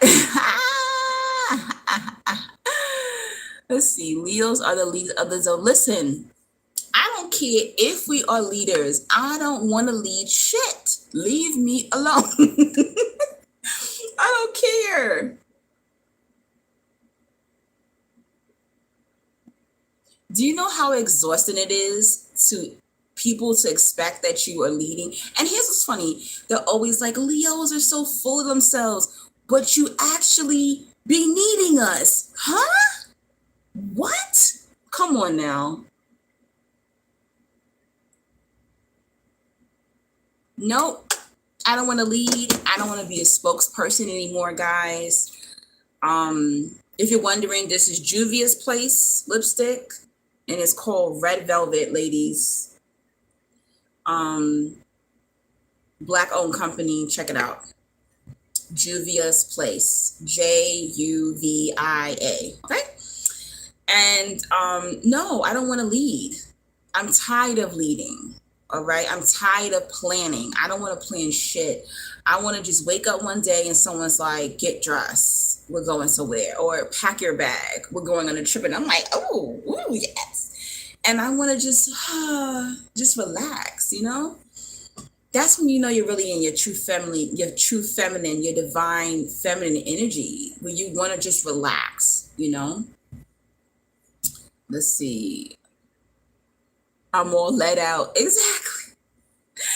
Exactly. Like, and you know what? Even men, right? Or masculine energy people, they're always in leadership, right? You think they're not tired?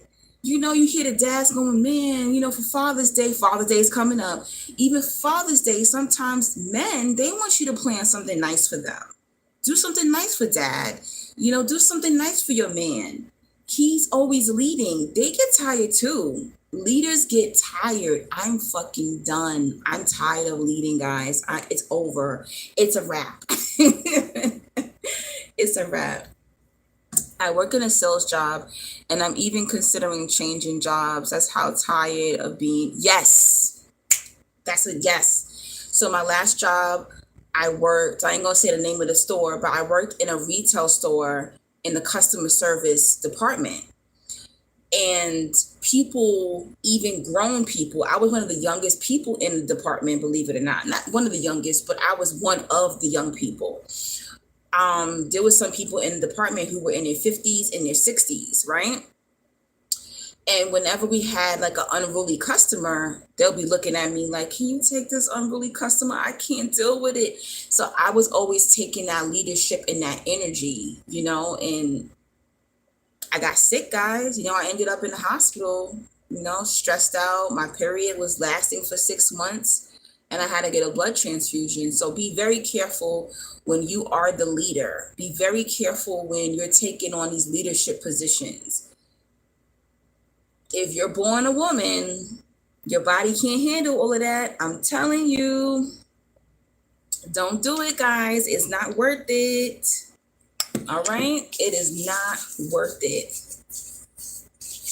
But let me ask y'all a question. Remember, I was telling y'all about the woman who asked to come on a vacation with me. What would you have told her? Would you have told her, like, no, look, you can't come on vacation with me?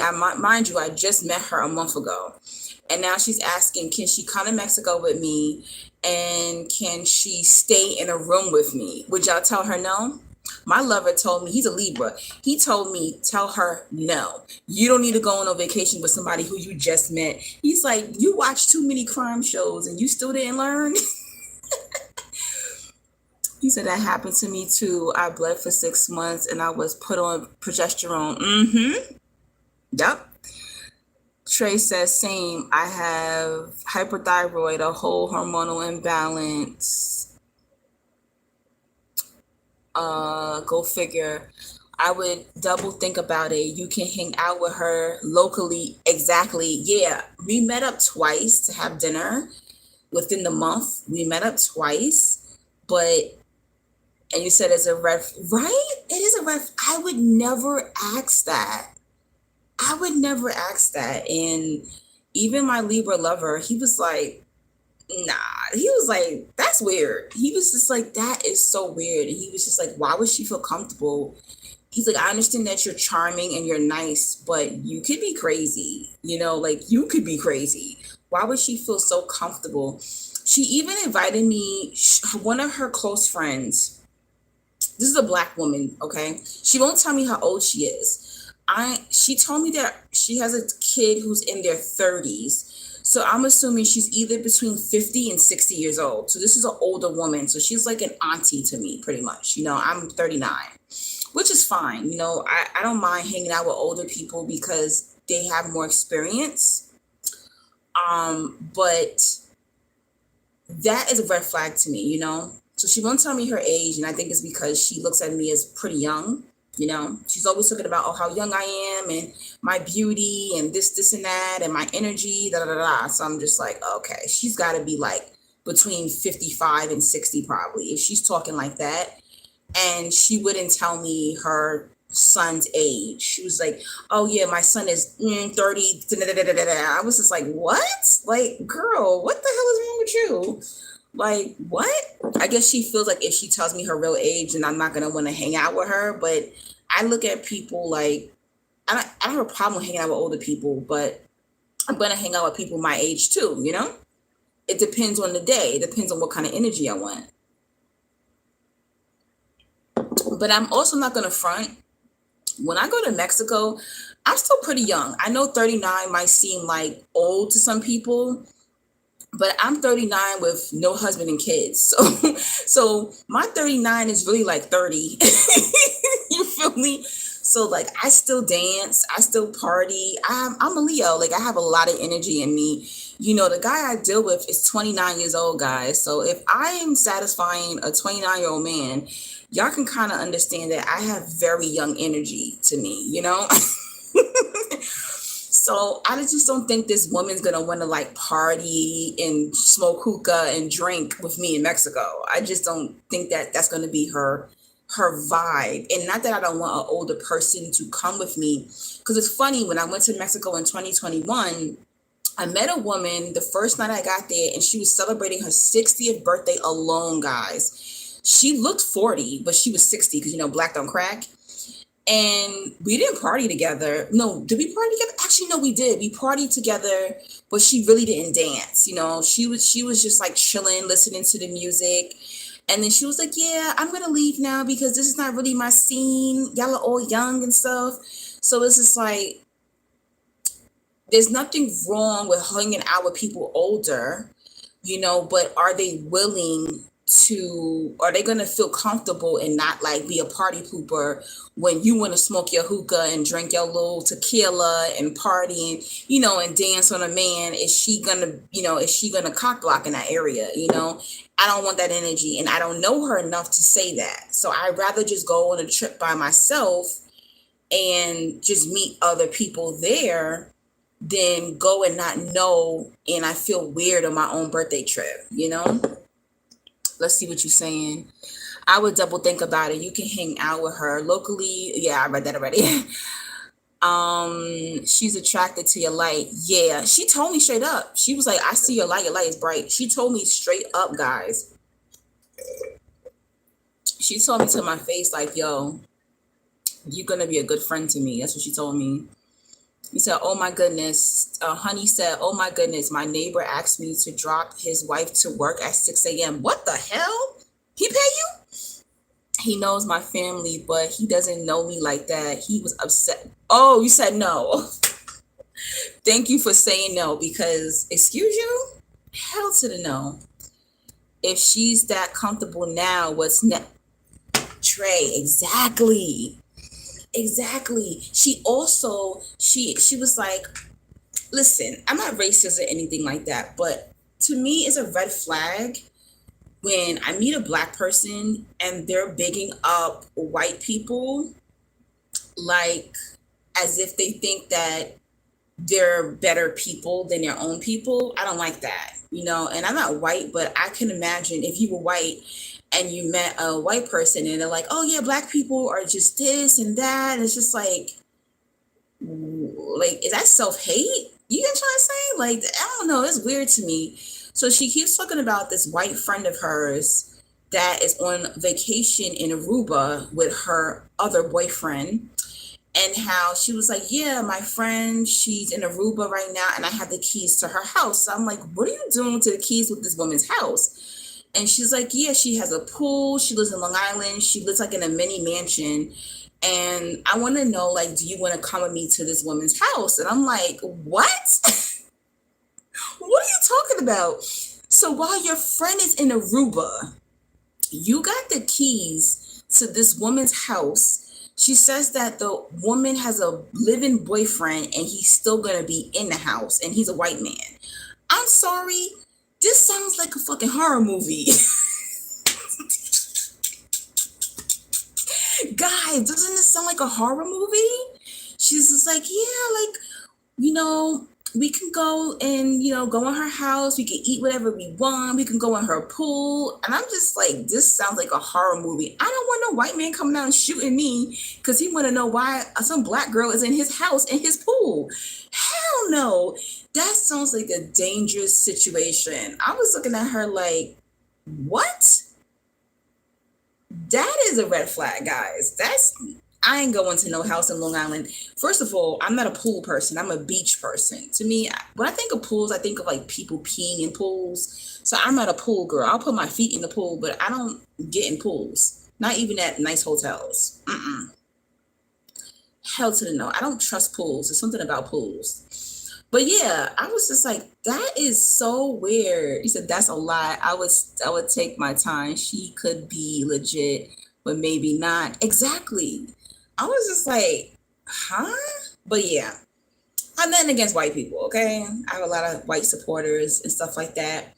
But you have to understand, as a black person, and then when you hang out with another black person and they're just like always talking about white people as if they're better than their own people is very weird to me. It's a very weird experience, you know?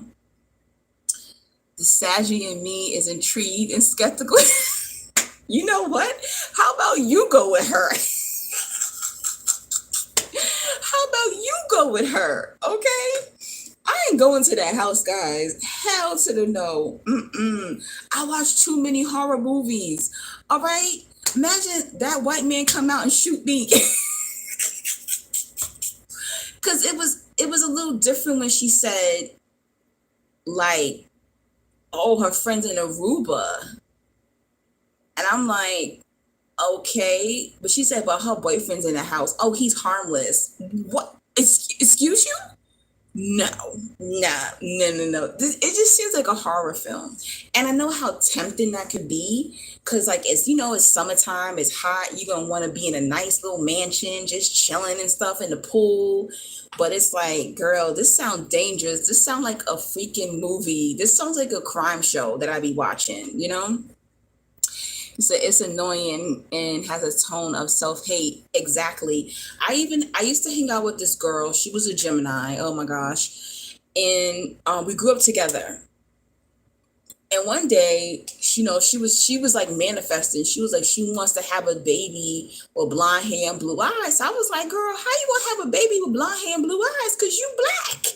Okay. And she was just like, I said, do you have anybody in your family that has blonde hair and blue eyes? She was like, no, I'm gonna marry a white man. She manifested her white man. She didn't get like the elite white man, but she got like more like a trailer park white man, but she was happy, whatever. And she did. Her daughter came out with blonde hair and blue eyes. She got that blonde hair, blue eye baby. And what I didn't like was she came to me and was like, why do you date black men? And I was just like, what? What are you talking about? I'm like, I'm attracted to black men. And she was just like, oh, okay, well, I've never been with a black man. I said, wait, you never been with a black man? Huh?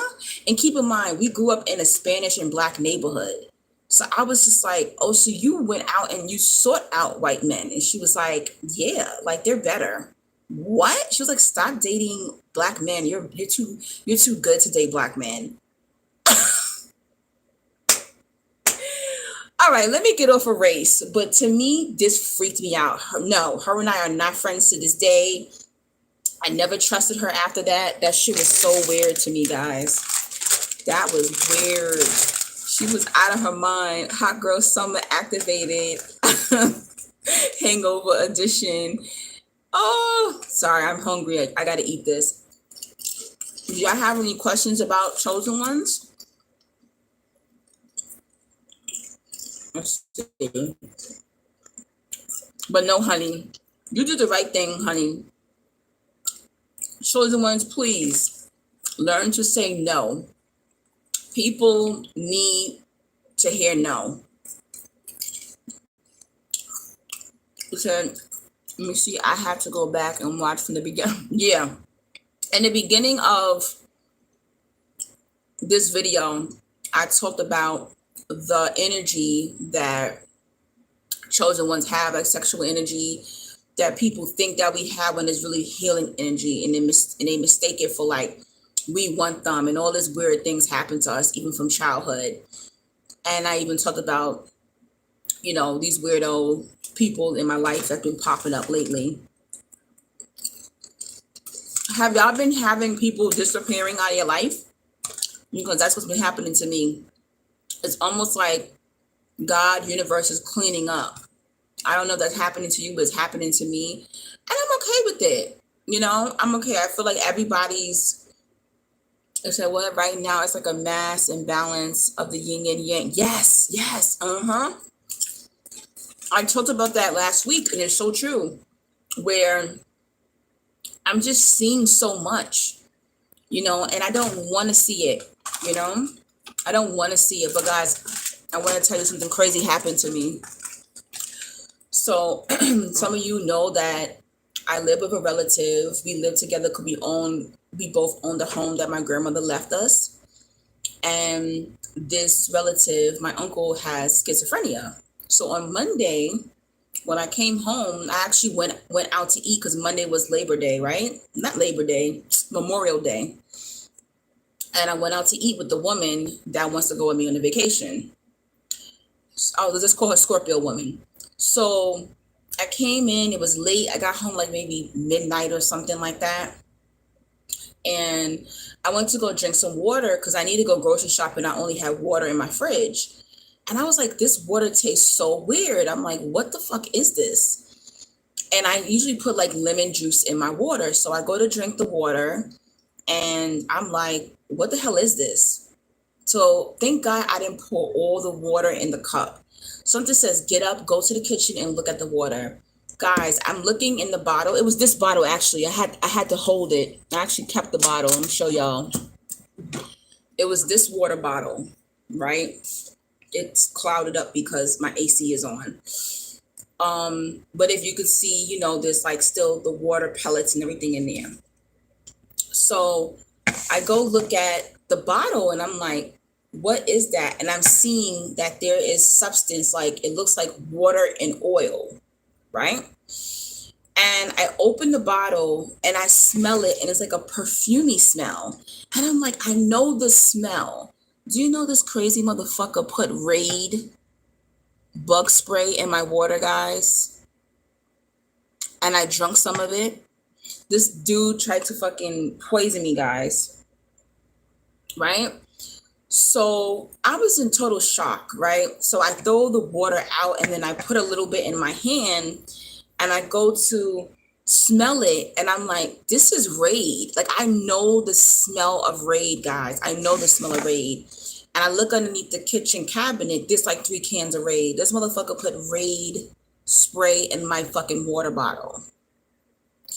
And I'm thinking, I'm just like, I could hit up my ex. I could hit up the guy that I'm talking to now, but I'm like, something just told me don't tell them because men react differently. I didn't want my ex to fly over here. My ex is a black belt. I don't want him to come over here and try to kill this person. And I finally told the guy that I did with today, and he was just like, oh my God, why didn't you tell me this? I would have came over there and broke his fucking face. And I'm like, I don't want you to do that because this person is mentally ill. He's like, you handle it better than me because I would have broke his fucking face. And I was just like, you gotta be freaking kidding me, guys. Like, even in my home, I'm being attacked. All right.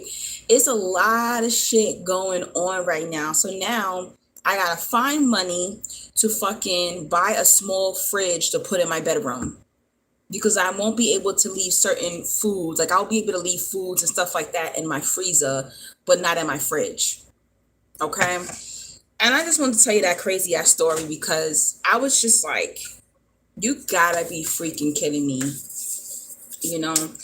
And I text 3 people. I text the woman, the Scorpio woman that I was hanging out with. I text her because we were talking about it because she works in healthcare and she knows my situation, having to deal with this person.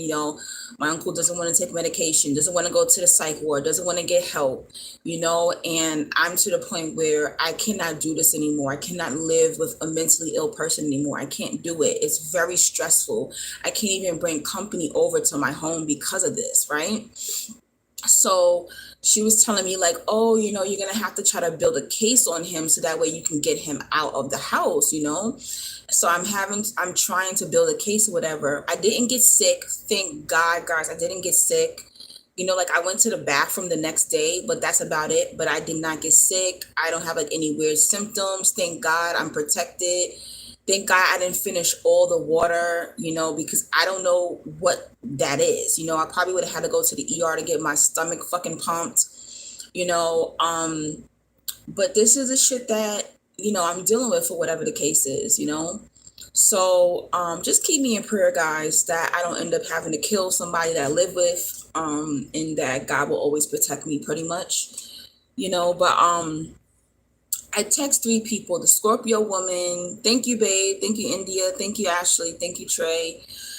I text the woman that I was talking to because I was telling her the issue and she was just like, oh, we need to get like, like a social worker or somebody to your house. They need to do like some type of, paperwork on this person to get them out. And then I text my friend in Texas, but she's going through her own shit, and then I text this friend in Chicago. So the friend in Chicago, I'm telling you this story because I want y'all to like check and, check to see who is your real friends. Okay. The girl in Chicago, I've known her for years, right? And I really should have cut her off last year after I had my weight loss surgery. No, before I had my weight loss surgery, she never contacted me after my surgery to make sure I was good, right? And she kept saying things to me like, oh, you better not lose more weight than me. And just like everything was like jealousy towards me losing weight and not being supportive. And a whole 30 days went by where she didn't even say like, oh, how did your surgery go? Have you been losing weight? None of that shit, right? She didn't even check on me. When weight loss surgery is a major surgery, guys. It's a major, you can die during that type of surgery. And yeah, it's like I think it took them like 3 hours to do the surgery or something like that. So I didn't talk to her for 6 months after that. And guys, I should have left it at that fucking 6 months, right? So when I tell her that, basically my uncle tried to kill me on Monday, she called me the next day and, she was like, oh, you sound fine. Like, you don't sound devastated. And I was just like, what are you talking about? I was just like, what did you think? I was going to be screaming and crying in the phone? I said, this happened last night.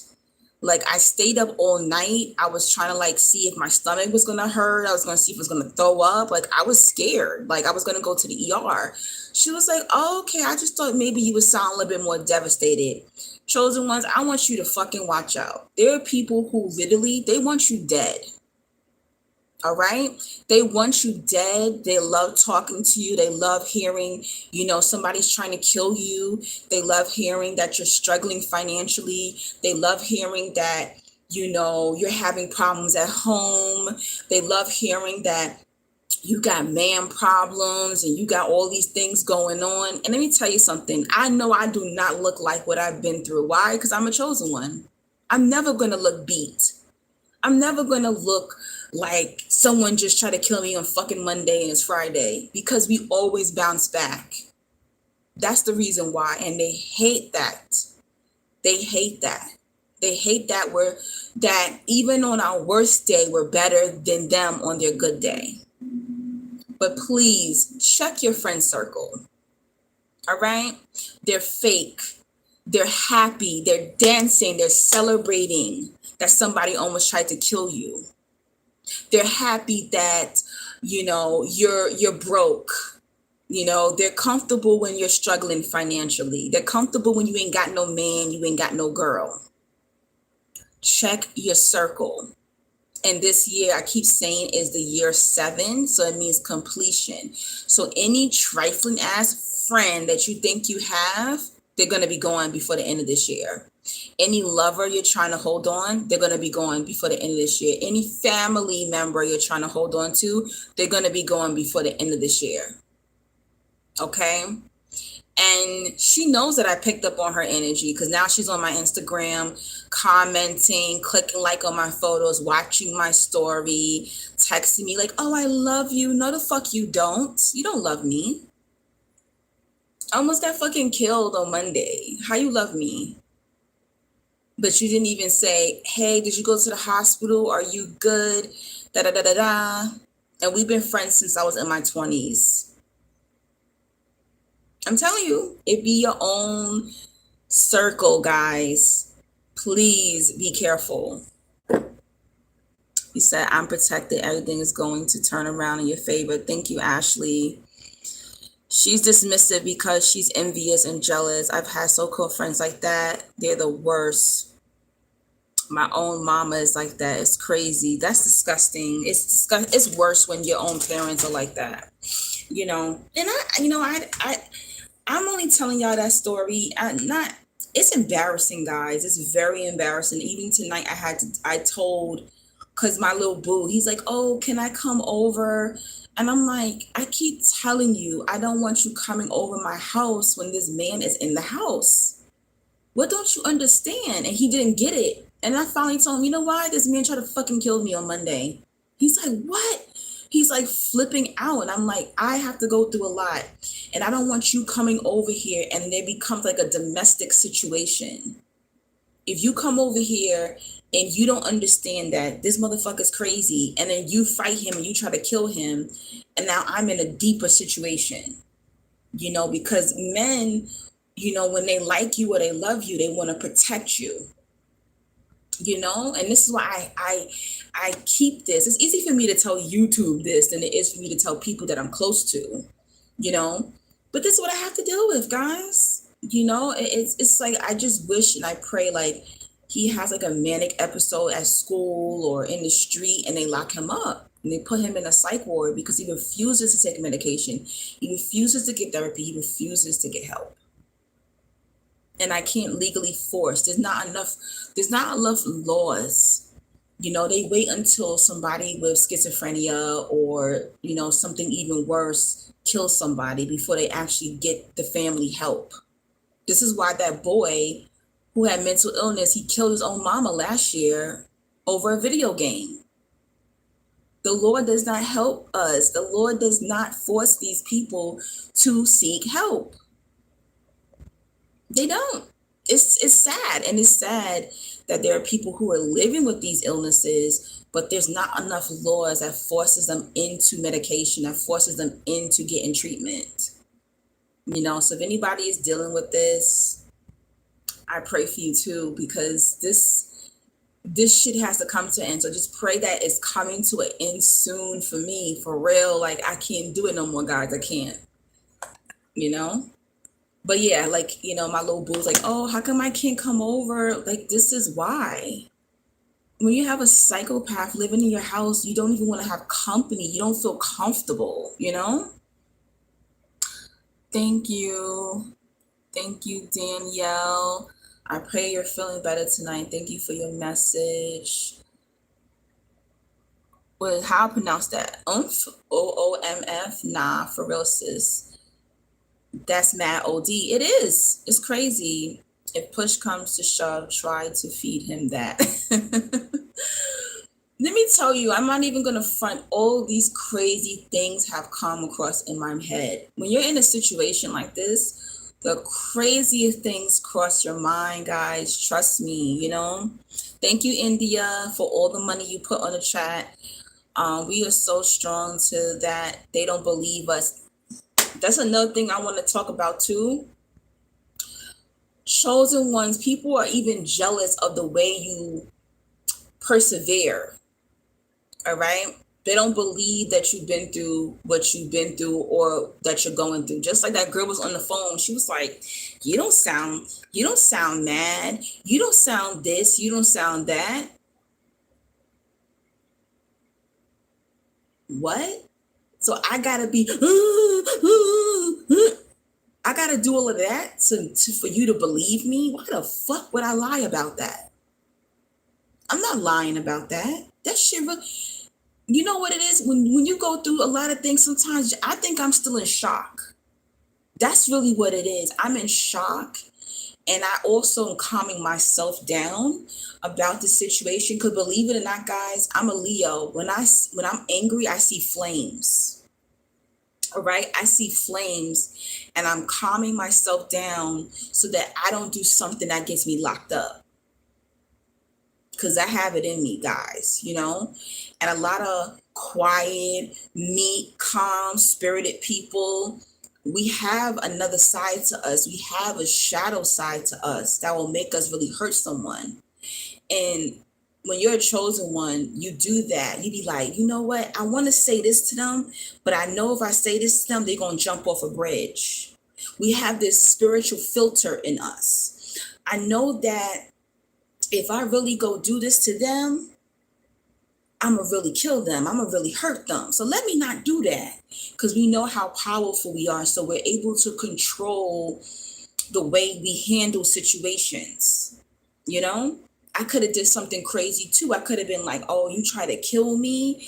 All right, I'm going to kill you. I could have did that. Y'all wouldn't be seeing me here on a live on Friday night, Saturday morning.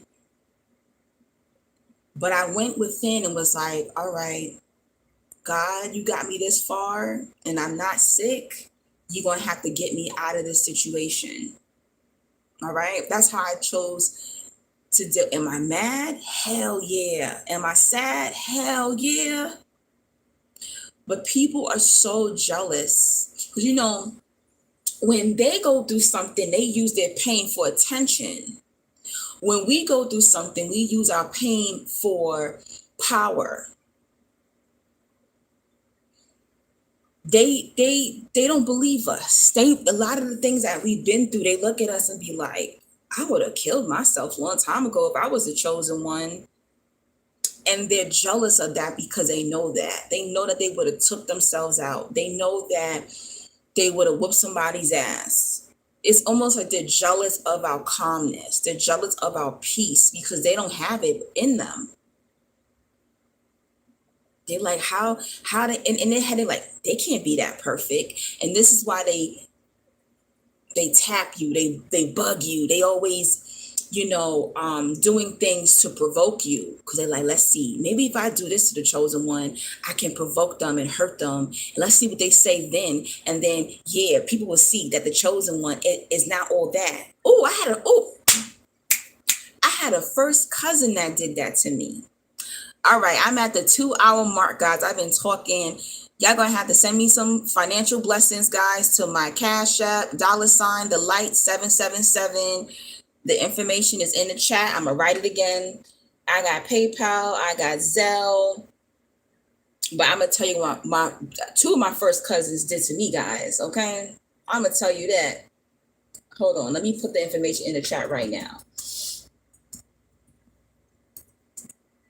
Hold on 1 second.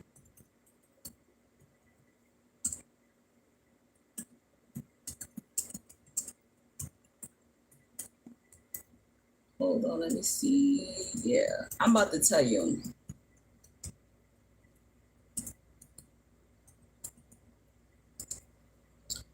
All right, my info, how you can donate is in the chat. Now I'm gonna tell you what my first cousin did to me, guys.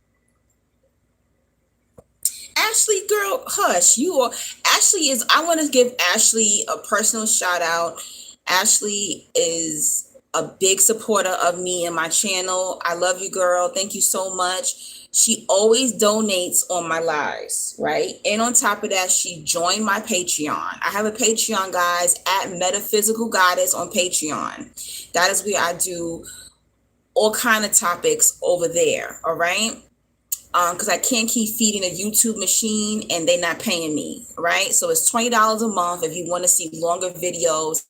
It's on my Patreon at Metaphysical Goddess. You can also follow me on TikTok at Metaphysical Goddess, the number 7.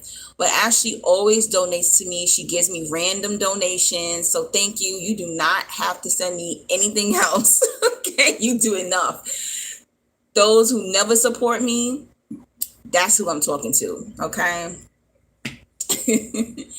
My first cousin, and this happens to chosen ones. My first cousin, and Wendy is not in the live, but thank you. I want to publicly thank Wendy, and I want to publicly thank Deborah Brown. Sorry, I just gave your government name now. Hopefully you don't kill me. Thank you. I don't have your email, Deborah, so please, reach out to me on my email and, let's chat. I want to thank you personally.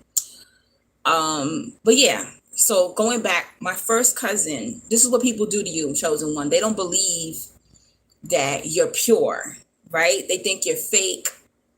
My first cousin had always been, I guess you could say, I don't know, competitive with me, or I don't want to say she's jealous of me, but she did tell me, she said she felt that our grandfather loved me more, right? And I explained to her that our grandfather, well, her father and my mother were brother and sister, but they had different mothers. So her grandmother used to abuse my mother. She cut all my mother used to have long hair down her back. She cut all my mother's hair off. She would beat my mother, put my mother in cold water after she beat her. She would do all these crazy things. She would take cigarettes and burn my mom. My mom went through a lot, okay? And her grandmother did that to my mother. And I tried to explain to her the reason why our grandfather appeared to love me more is that he was trying to love my mother through me. Because my mother wouldn't let him back in after he allowed all those abusive things to happen to her. So the cousin grew up kind of hating on me, like, oh, why is she better? Why is she getting love from grandpa? But I didn't even get love. And on top of that, my cousin's even named after my grandfather, our grandfather, which is Leslie, right? So you'll have your own family, they'll set you up because they really want to make you look bad, okay? And that's what she did. So years ago, this is like years ago, I had me a little boo thing who was in prison. It was nothing serious. Like I wasn't dreaming thinking that, oh, when this man gets out of prison, I'm gonna marry him. It was, we grew up together. He got locked up because he was a drug dealer, and he had an attempted murder charge. Thank God the person didn't die, but he got locked up. And we used to write each other and tell each other like, oh, I like you since we were children. You're my first little girlfriend. And when I get out, I'm gonna marry you. It was that kind of little jail boo, but I was pleased. I had boyfriends and was dating the entire, this man did 13 years. Okay. Anyway. And no, we did not end up together. Anyway, she told her father my business. And I'm like, and then her father ran and told the stepfather who molested me. My uncle told that man and told family members. And I'm like, you got some mother effing nerve to tell your father my business, but you're not telling your father your business. And at the time she was gay and still not had came out to the family yet. Not that she had to, but I said, wait a minute, you telling people I'm dating a man in prison, but you didn't tell the family you gay. Huh? Where did you do that at? You didn't tell your business because you so busy trying to make me look bad as a person because I got a little boo in prison. And this is what they'll do. They will find anything on the chosen one to try to discredit you, to try to make you look bad. And she was so proud of herself, guys. She was so proud of herself. And I cut her ass off and her father's ass off. Okay. And no, we're not close. She follows me on TikTok. She follows me on Instagram. I try to be cool with her a little bit after that. She showed her ass again. I visit her one holiday when I used to celebrate holidays a little bit after that situation. And she mistreated me when I was visiting her during the holidays. And that's when I said, oh, yeah, this girl hates me. So you're going to have family members and friends who hate you, childhood friends who hate you, chosen one. They hate your guts. And they're willing to do anything and everything to prove, see, they're fake. See, they're not perfect. We never said we was perfect. They feel that energy. They feel the energy of God. So it feels like perfection. They feel the energy of gratitude. So they think it's perfection. They feel the energy, our nurturing energy, our loving energy. And they think that we never say, that never came out of my mouth. I've never said I'm perfect. I've made millions of mistakes in my life and still making mistakes at my big grown age. We never have to say that. It's because they know when we're shining light, they think that because our light is brighter than theirs, that's us saying, not verbally, that we're better than them. But the truth is we are. We are better than them when it comes to that because we're not out trying to sabotage people. We're just here to do our work. We're just here to spread the word and, check out and die. You feel me? That's why we're here. But they take it as an insult. Oh, how dare you be shining your light? How dare you love God? How dare you be a messenger? How dare you be beautiful? How dare you be fine? I'm going to destroy you. But it's all good. And you know what's funny? She watches my TikTok, she be commenting because they secret fans. I want you to know that the family members that appear, they can't stand you, they hate you, they secret fans. She be all up in the comments and all of that. They secret fans. You know, and probably be like, oh, that's my cousin. That's my cousin. Yeah, she got her 40K on TikTok. Look at my cousin. I bet you. This is what they do. Yeah, they want to destroy. He said, that's right, my own brother wanted me to go to jail. Oh my gosh, I'm telling you, this is what they do. They love to see the chosen one suffer. But the funny thing is this. When the chosen one suffers, and I'm telling you, maybe a year from now or 2 years from now, guys, you know, right now, you know, I have problems in my home. I have financial issues. You know, I'm not with, you know, a man that I'm going to marry or have children with. You know, nothing is going right in my life but me being alive, right? But I'm telling you, when I bounce back, y'all gonna be like, yo, that's crazy. Remember a year ago, 2 years ago, she was doing bad. I'm telling you, when the chosen one really bounced back, we bounce back. So hold on. I'm telling you, chosen one, if you're going through a lot right now, hold on. When I look back, it takes sometimes years for people to catch up to the chosen one. The chosen one could be down bad, and then all of a sudden, in every area, we're covered. We're good.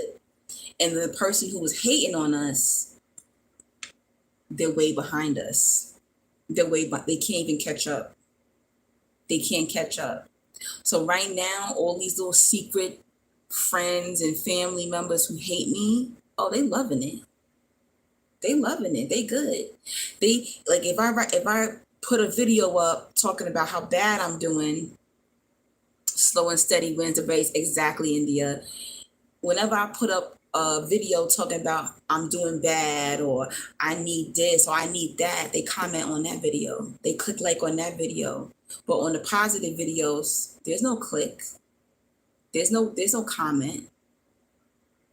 You know why? Because they letting you know. See, the internet, right? Social media shows you where people are psychologically. It tells on people. So I'm always watching. People always telling themselves on social media. So why is it that if I do a video saying things are not good right now, you know, pray for me and, you know, be encouraged, you clicking like on that video. But when I'm talking about positive things or I had a good day or, you know, something good, you silent. That's because they secretly love that it's giving them a tab into your life. Oh, the chosen one's doing bad? Good. Bad. I can sit back. They sitting back and relaxing. But as soon as the chosen one level up, they be like, oh, what? Oh my gosh, wait a minute. Hold on. Where did she get that from? Where did he get that from? How did that happen? And they pop up on your phone. You get the text messages, you get the phone calls, you get the people in your DM, you get the people in your email. All of a sudden, they want to talk to you. You ain't hear from them in months and years. Okay? Even this friend, the one who didn't even check on me after somebody tried to kill me on Monday, she said something to me that really like, huh? So, you know, eventually one day the plan is when this relative passes away or they end up in a psych ward, the home is supposed to be sold and the proceeds, you know, the money goes to me, him, and my cousin, right? Anything in my grandmother's estate, we all get a percentage of it pretty much, right? So this friend knows that. So she says to me, oh, I wanted to ask you something. So I said, yeah, what's up? She said, oh, when you sell your house, do you think I can get 20 grand? Bitch, what? Guys, I gotta take a shot for that. This chick said, when I sell my house, can I give her $20,000? I laughed. That was comedy, guys. I laughed so freaking hard. That's another thing. People will stick by the chosen one, just waiting on your blessings, chosen one. All right. Do you hear me? They don't love you. They don't like you. They'll stick by you. Right. When my grandmother passed away, my grandmother owned a co-op. Right. And we had to sell it, right? And that's why I'm still in court, because I never got my money from that sale. My cousin stole the money, right? So we put everything in her name so that she can sell the property, and she took the money and she never gave us any of the money from that sale. So guys, I have a lot of issues that go on legally, right? And why I can't leave America right now, because if not, I'll be flying back and forth to handle court issues, right? So she knew about that too. And when that property sold, she was just like, "Oh, did you get your money yet? Did you get your money yet?" Don't tell people your business. I'm safer telling YouTube my business than I am telling these friends and these family members. They will stick close to you, chosen one. Like, yeah, I know the chosen one gonna get hit up with that money and be blessed. Why the fuck would I give you $20,000 of my inheritance? Who the hell are you? You're not my husband. You're not my blood. Would you give me money from your inheritance? Hell no. She ain't gonna have no inheritance. And she lies. She has a father that lives in Africa. Her father was African, and she's always like, "Oh, my dad is so rich. He owns a school in Africa. He owns houses in Africa. So why would you need 20 grand for me? Go live with your dad in Africa if you think he's so rich, because he's not rich." So be careful, guys. They want to be in your light, but they don't like you. They can't stand you because you are blessed. They can't stand you, but they're just sniffing around and waiting around for your financial blessings to come in, any type of blessing to come in. They're waiting for your life to get good because they know that you're pure and you have a good heart. They want to feed off your energy and feed off your blessings. What it say? Tell a scary story about what happened to you. A scary story about what happened to me? She's out of her mind. What kind of scary story? I have a lot of weird stories, spiritual experiences, and that's why sometimes God doesn't bless us until... Trey, I'm telling you. Let me tell you, in 2015, right? It was so crazy how I had a narcissistic boyfriend. That's another thing. God will not give you certain blessings until you remove certain people, because God does not want you stupid chosen one. I'm not gonna call you stupid. Silly, loving chosen one. They don't want you to bless. They don't want that person even getting a taste of your blessing. In 2015, I had a narcissistic boyfriend. He dumped me, right? First I dumped him, and then we got back together, and then he was like, "Oh, I can't be with you. I think you need to be with a white man." I said, "Okay, whatever." We broke up, and then a week after that, I got fired from my job. Actually, I got fired from my job first. Then the boyfriend broke up with me, and then a week after that, my grandmother passed, and that's when I found out she left me a couple of $1,000s. It happened like that in 3 weeks, guys. It can happen that fast in your life, okay? So, and if y'all wondering where that money, child, that was 2015. That money is gone. I spent that money on vacations, on bills, on maintaining this house. Things were fixed in this house. That's where that money was, okay? That's where that money went, And I was nice to some people. I did take people out for their birthday, pay for dinner, things like that. I had a lot of bad people around me too when that money come in. But this time, when, in the future, when I do get another inheritance from the properties, I don't have these bad people around me anymore, guys. And I'm wiser. I will know to invest. I will know to buy property or start an Airbnb. I am so much more wiser, spiritually and physically and monetarily as well, that I will know what to do. That bitch ain't getting $1 because she's letting me know she expects it. Because you let me know you expected me to give you money, you're not getting anything. Last year she had won a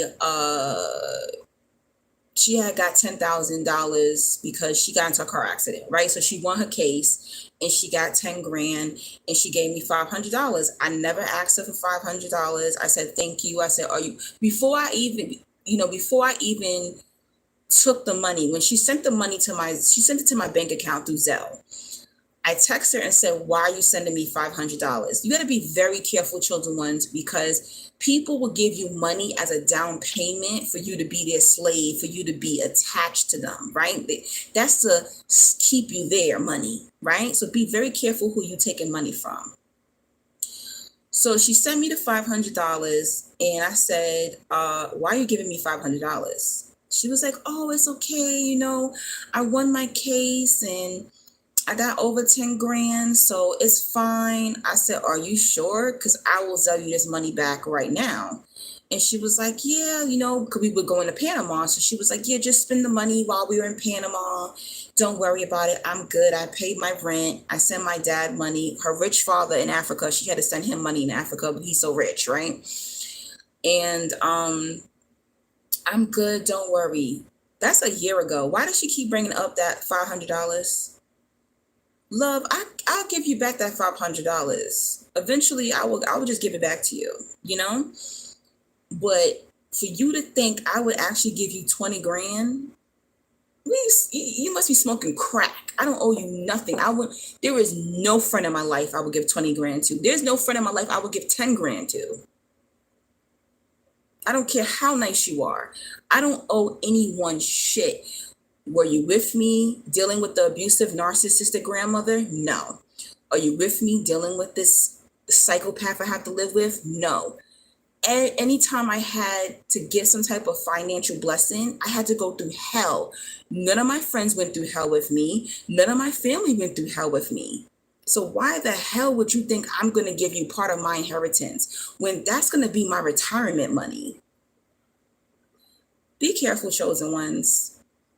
The snakes be closer to your feet than you think. This is my little shot here. Ooh. You can give me a natal chart reading if you ever want. Oh, I didn't even know you did that. You're a baby astrologer? Okay, soon. I definitely would think about it. I'm kind of nervous though. I had a natal chart reading done a couple of years ago. I get so nervous with those because I'm paranoid. It's like I want to know certain things, but I don't want to know certain things. I think the only thing I need to know is, should I be pursuing a serious relationship? Because I feel like I really shouldn't be pursuing a serious relationship, pretty much. Well, I'm telling you guys, please be careful. Please be careful. Natalie Hart, where have you been? Oh, hello. But I'm telling you, be very careful, guys. And yes, like Trey said, God is waiting for you to cut these people off, because he knows when he blesses you. And it's not just with money. It could be with anything. It could be with opportunities. Some people would ruin it. It could be, oh, God wants to send your soulmate to you, but you keep hanging out with these hoes. And one of them hoes going to try to sleep with your man or your woman. It could be that, or sabotage your relationship. Yep, it could be that.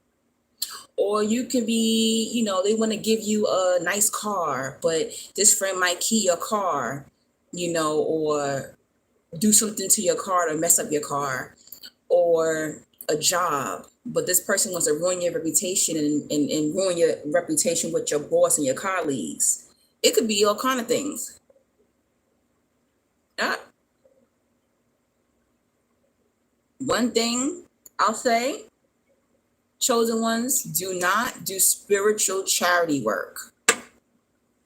That's something that I need to stop doing, and I've been doing for many years. And spiritual charity work is when you keep allowing people who are not on your frequency into your life. You know why? It's because a lot of us are empaths and we feel sorry for people.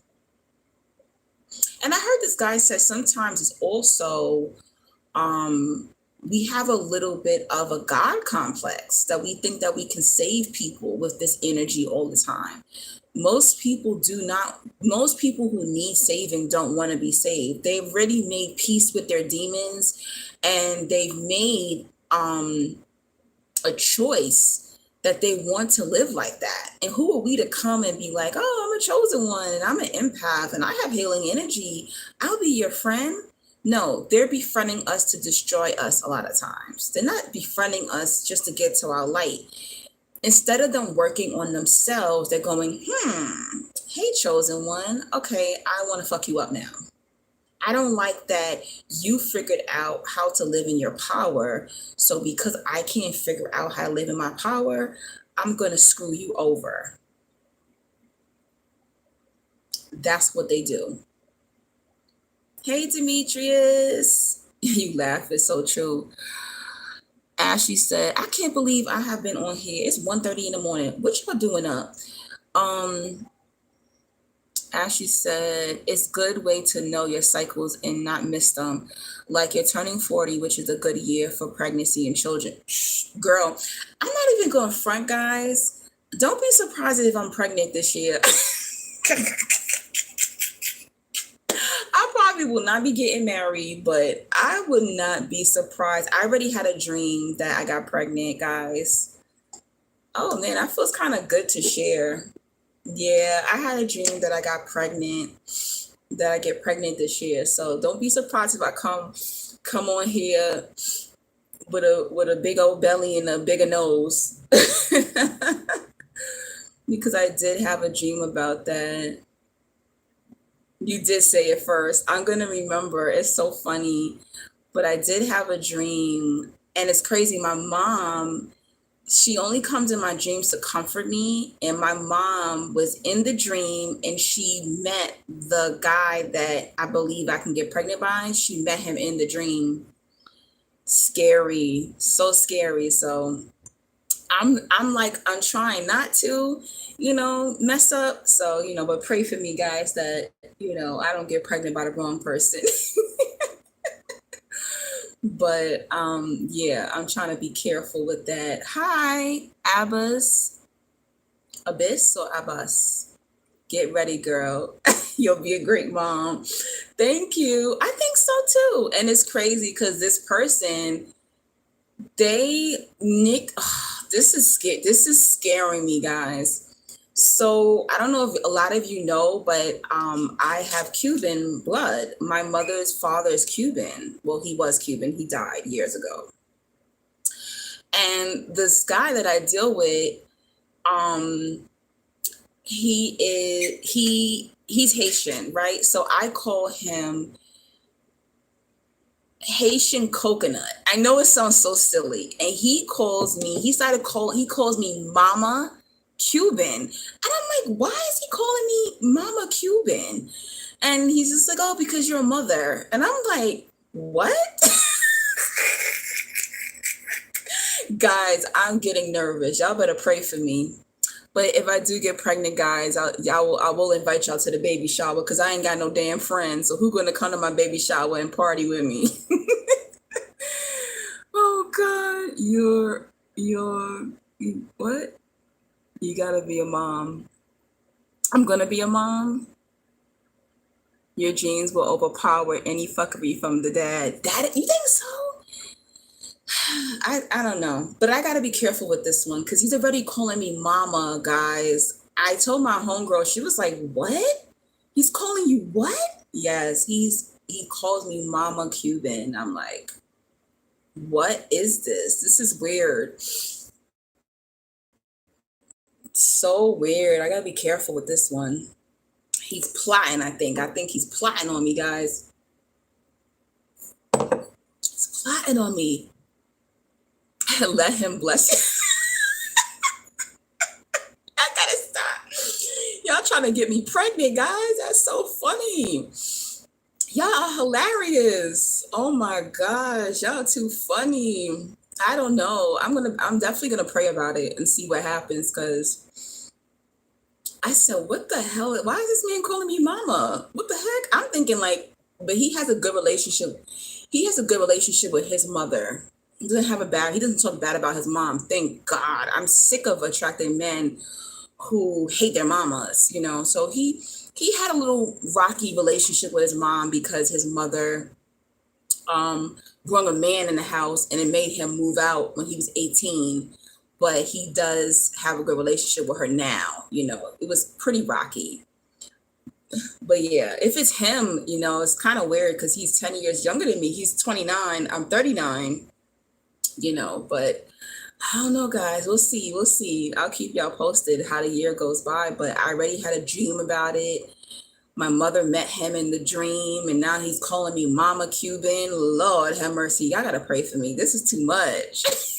I even tried to avoid sex because I'm like, you trying to get me pregnant?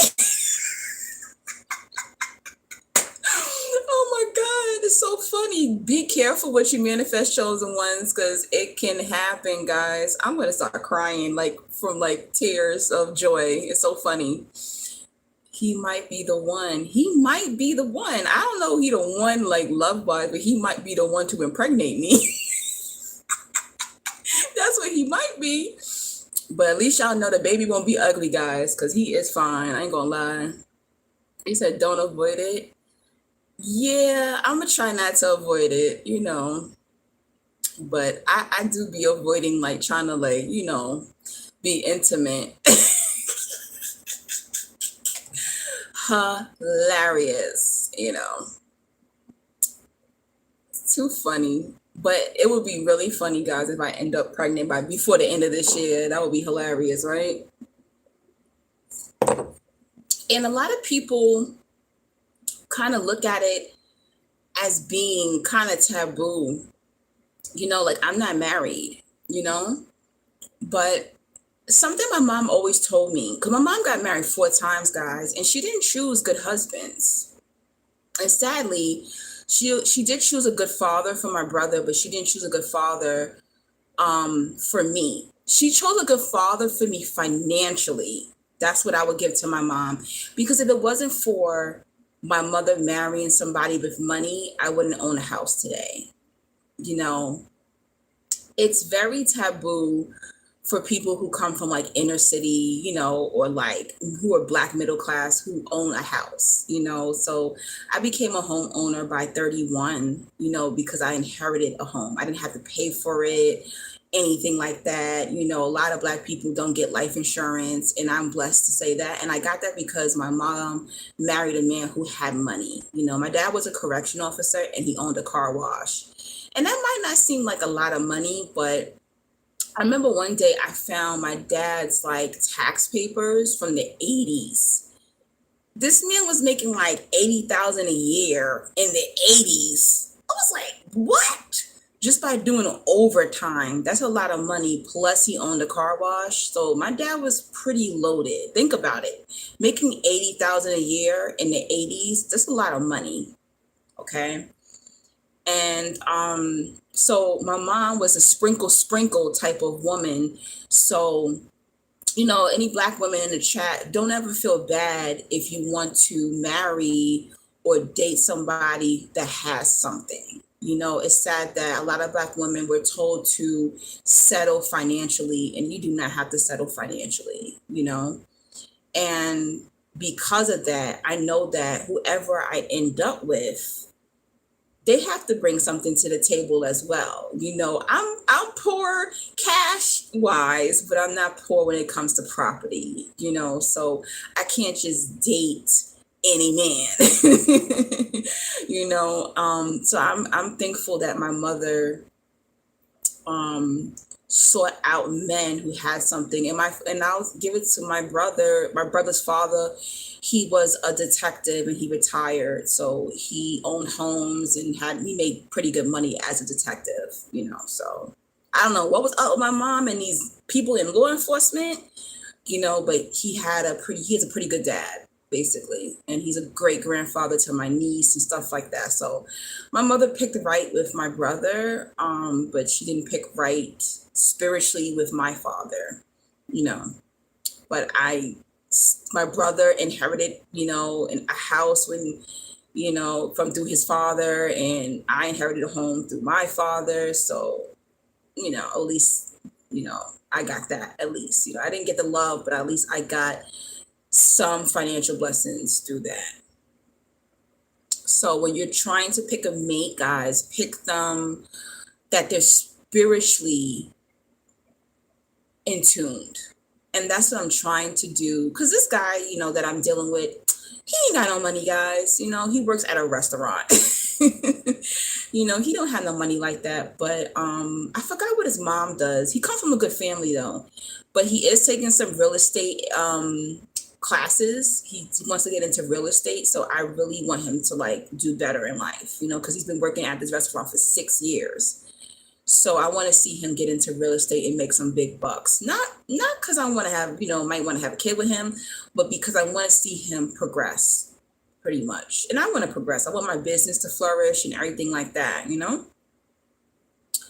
But one thing I love is that he don't be asking me for nothing. Because men today literally will be asking women for things, and he's 10 years younger than me. And I thought because he's younger that he would be asking me for money and things. And this guy doesn't ask me for anything. He don't ask me how much money I make. Only thing I think he thinks something's up because I won't let him come to my house. But, I told him no, I won't let you come to my house because, I live with a psychopath, pretty much. Let's see. I'm going to get off in 15 minutes. But yeah, the taboo thing about the chosen ones is that he said, where am I from? Oh, you said just be careful. Oh yeah, definitely. I'll definitely will be careful. I am being really careful. I'm from New York City. Yeah, I'm from New York City. But all this taboo things about chosen ones, we just have to, it's sad, we have to filter out everybody. Everybody, we really do. Where are you from, Abbas? Where's everybody from? Demetrius, where are you from? Actually, you never told me, where are you from? Guys, have you ever had this rum before? Look at me, being an alkie. You ever had this Jamaican rum? Ray and nephew? This is what I made the rum punch with, guys. Use this. And this is only a $9 bottle. This is a small. I made some rum punch. So you use this, and then you use, I use a dark rum Bacardi, and then I use coconut rum.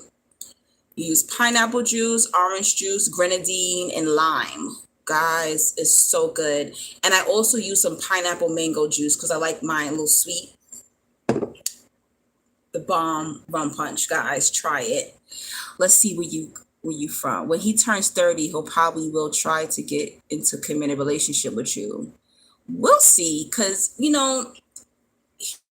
let me know he is seeing other people. It's not just me he's seeing, but it's very possible. But I know that when people turn 30, they have a Saturn return. So I understand, maybe he'll get a little serious, but I can tell he's getting attached to me a little bit faster or more than I thought he was. I didn't think he was going to like me like this. I didn't expect that. Because you understand, guys, I'm 39. This guy's 29. I didn't expect a 29-year-old to be into me like that. Because, they're young. Ashley, you from Memphis, Tennessee? Oh, shoot. I didn't know that. I went to Tennessee, Chattanooga. Oh, my gosh. It was so beautiful. The mountains. Oh, man. I got out of breath because I was walking on some bridge. I did a little trail walk. I forgot what bridge that was in Chattanooga. Oh, man. It's so beautiful. But I know Memphis, Tennessee, trail. Pew, pew, pew. Ooh-wee. And you're from Gary, Indiana. I've heard of Gary, Indiana, and I've never been there. I did not know Ashley was a Southern girl. You a Southern belle. Yes, there's so much beautiful mountains in Tennessee. Oh my gosh, I loved it. I didn't even know how close I flew into Atlanta, and then a friend at the time, she drove from Atlanta to Tennessee. I did not even realize how close it was. I think it was like a 2 or 3 hour drive.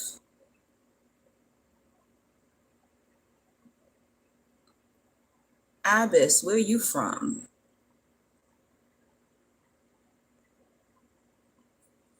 Anybody got any questions? Because I'm gonna get off in like 15 minutes. I cannot believe it is 2 o'clock in the morning. I don't know what y'all doing up. But I really enjoyed this conversation. It was fun. Y'all let me vent out some things that I needed to vent out to, but my message really tonight is that people are fucking weirdos, guys. People are weirdos. People are weirdos. That movie when he says, I see dead people? I be saying every single day, I see weird people. People are not right. And I'm telling you, ever since that pandemic hit, people's brain is like, it's gone. It's fried. People's brains are fried.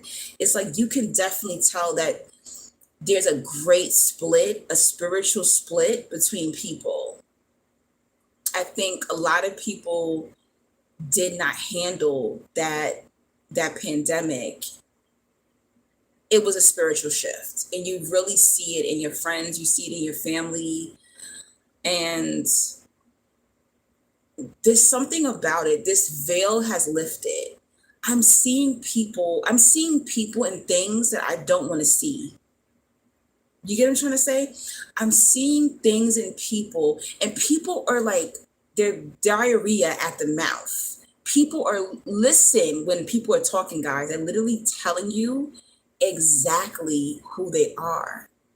They're slipping up and telling you the lies they've been telling you. They're slipping up and telling you how they really feel about you. It's scary. I'd be like, what you say? And it's almost like they're shocked that they're spitting out truth. They can't hide it no more. These people can't hide it no more. The Jacksons are from Gary. That's true. I remember that one. It's just weird. It's like people can't hide anymore. So if you have good in you, it's going to be seen. If you've been waiting for a long time, that's the reason why we see so much people being exposed right now. It's going to be a split. It's even worse now. And if you don't listen, if you don't see those signs in people, guys, you're a fool. I know it hurts to break apart from people that you're used to. I know it hurts to break apart from a life that you once knew. It's okay. I mourned the old me. 2021, I mourned my old life. I mourned that I knew I wouldn't be able to really work in the matrix like that anymore. I mourned the trashy ass friends I used to deal with. I mourned the trashy ass men. See, you're comfortable in your shit. Nobody really talks about that. It's okay to mourn your old life, but I'm telling you, it's worth leaving behind. It's worth the loneliness phase. It really is. Guys, look at that. I'm about to be 40 in 2 months, and I have no birthday plans, really.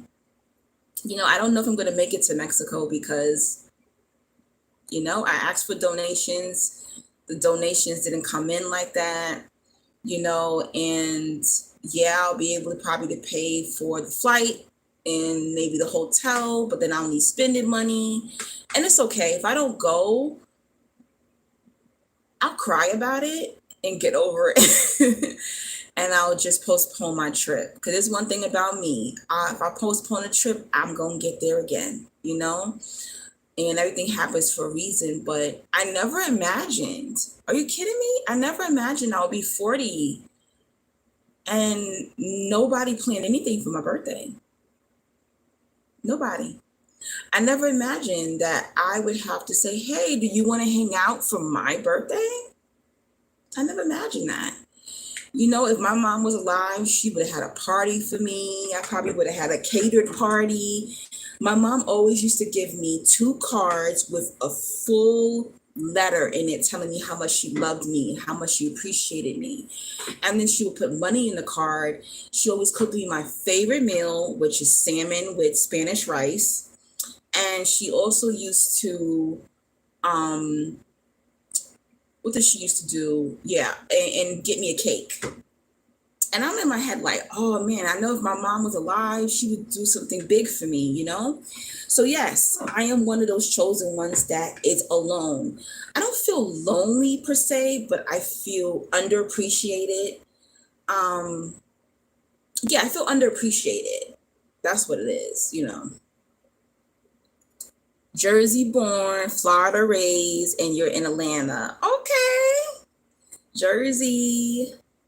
Ashley said yes. The Jacksons are from Gary, and their parents are from Arkansas, close to Mississippi, Delta area. Demetrius. I was just talking to my friend about that. It's definitely because of the pandemic. Yeah, pandemic was not just about a disease that a virus that went around. It really was showing you who it was. Like people who, no offense, I know some of y'all might be vaccinated, but I had some friends that were like so scared, like they ran and got it. And I'm like, yo, chill out. Like, see what's going on first before you run and get it.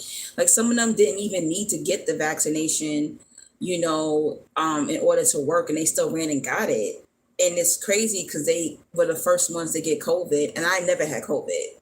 I never had it, and I'm not vaccinated. So I kind of saw that, and they were judging me for not getting vaccinated, and I never had COVID before. I'm just laughing because it's so freaking stupid. Oh my goodness, I'm doing Wound Reiki in the morning. Oh, you're gonna love it. Prepare to cry.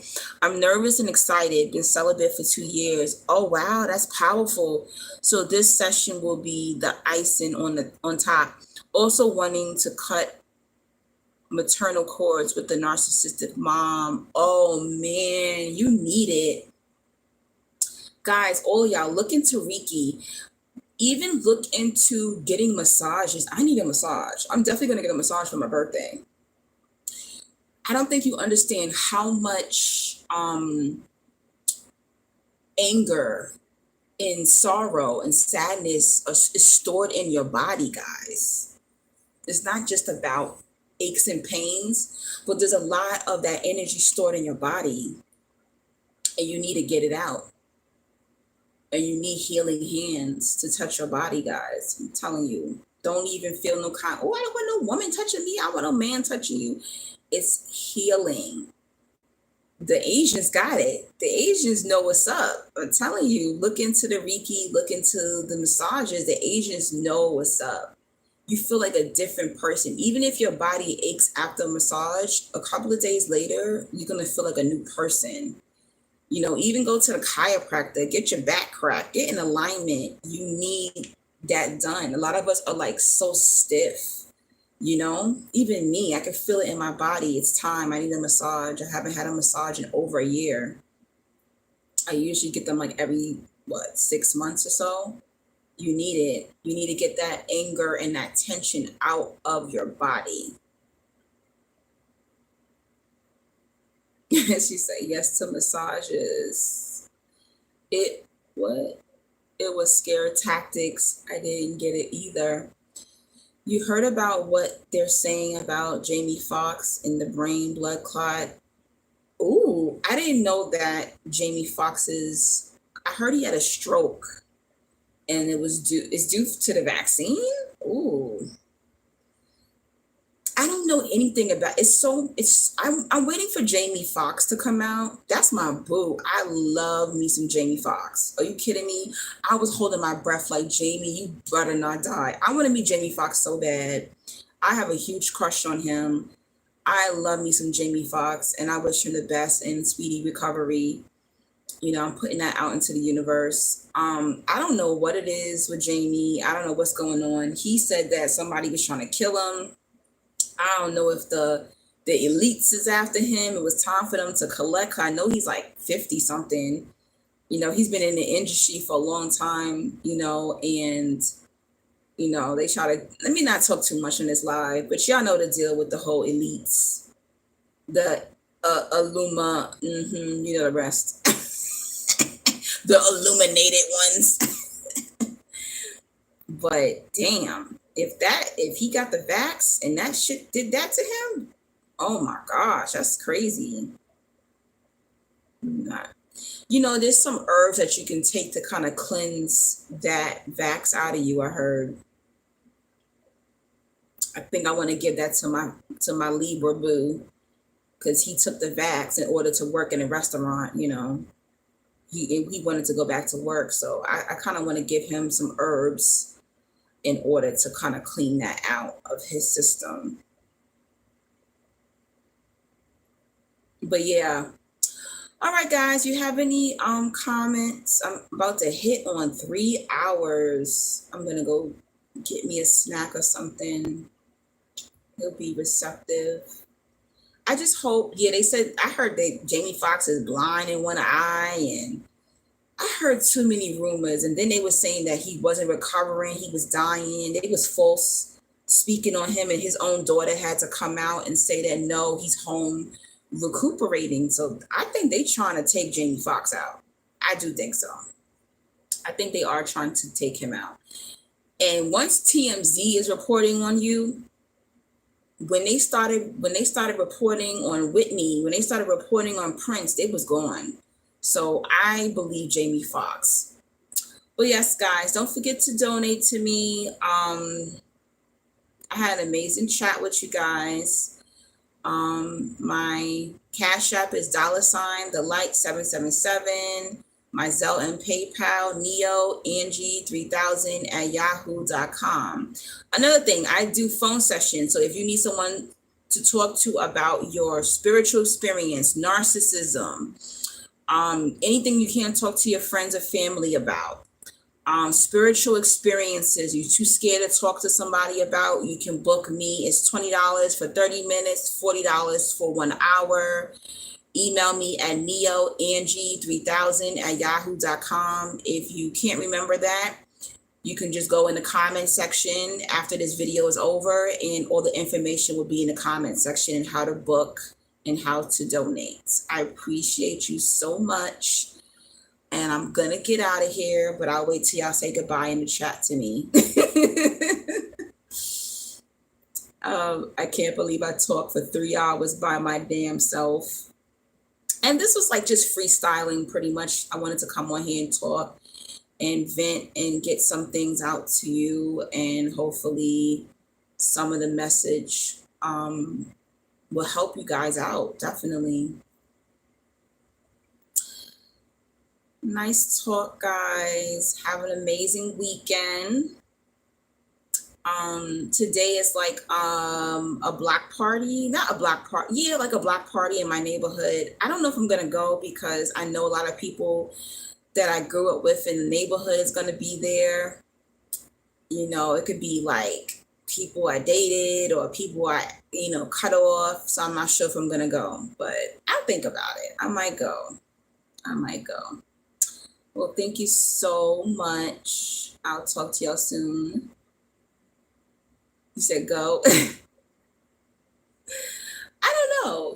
Like sometimes I freak out when I see people from my past, and I'm pretty mean. Like I've had people like from my past see me. Like I bumped into somebody who I had not seen in 17 years since my mom died. And they were like, hey girl, can I get your number? I was like, no, you can't get my phone number, but you can get my social media. And they was looking at me like, well, damn. And they felt some kind of way about that. But I gotta keep it real. Like, I don't want to reconnect with anybody from my past. I'm not that same woman, that same girl, So, and I'm in a place in my life where I can tell you no. And even though it makes me uncomfortable it don't make me uncomfortable to say no, and the reaction makes me uncomfortable.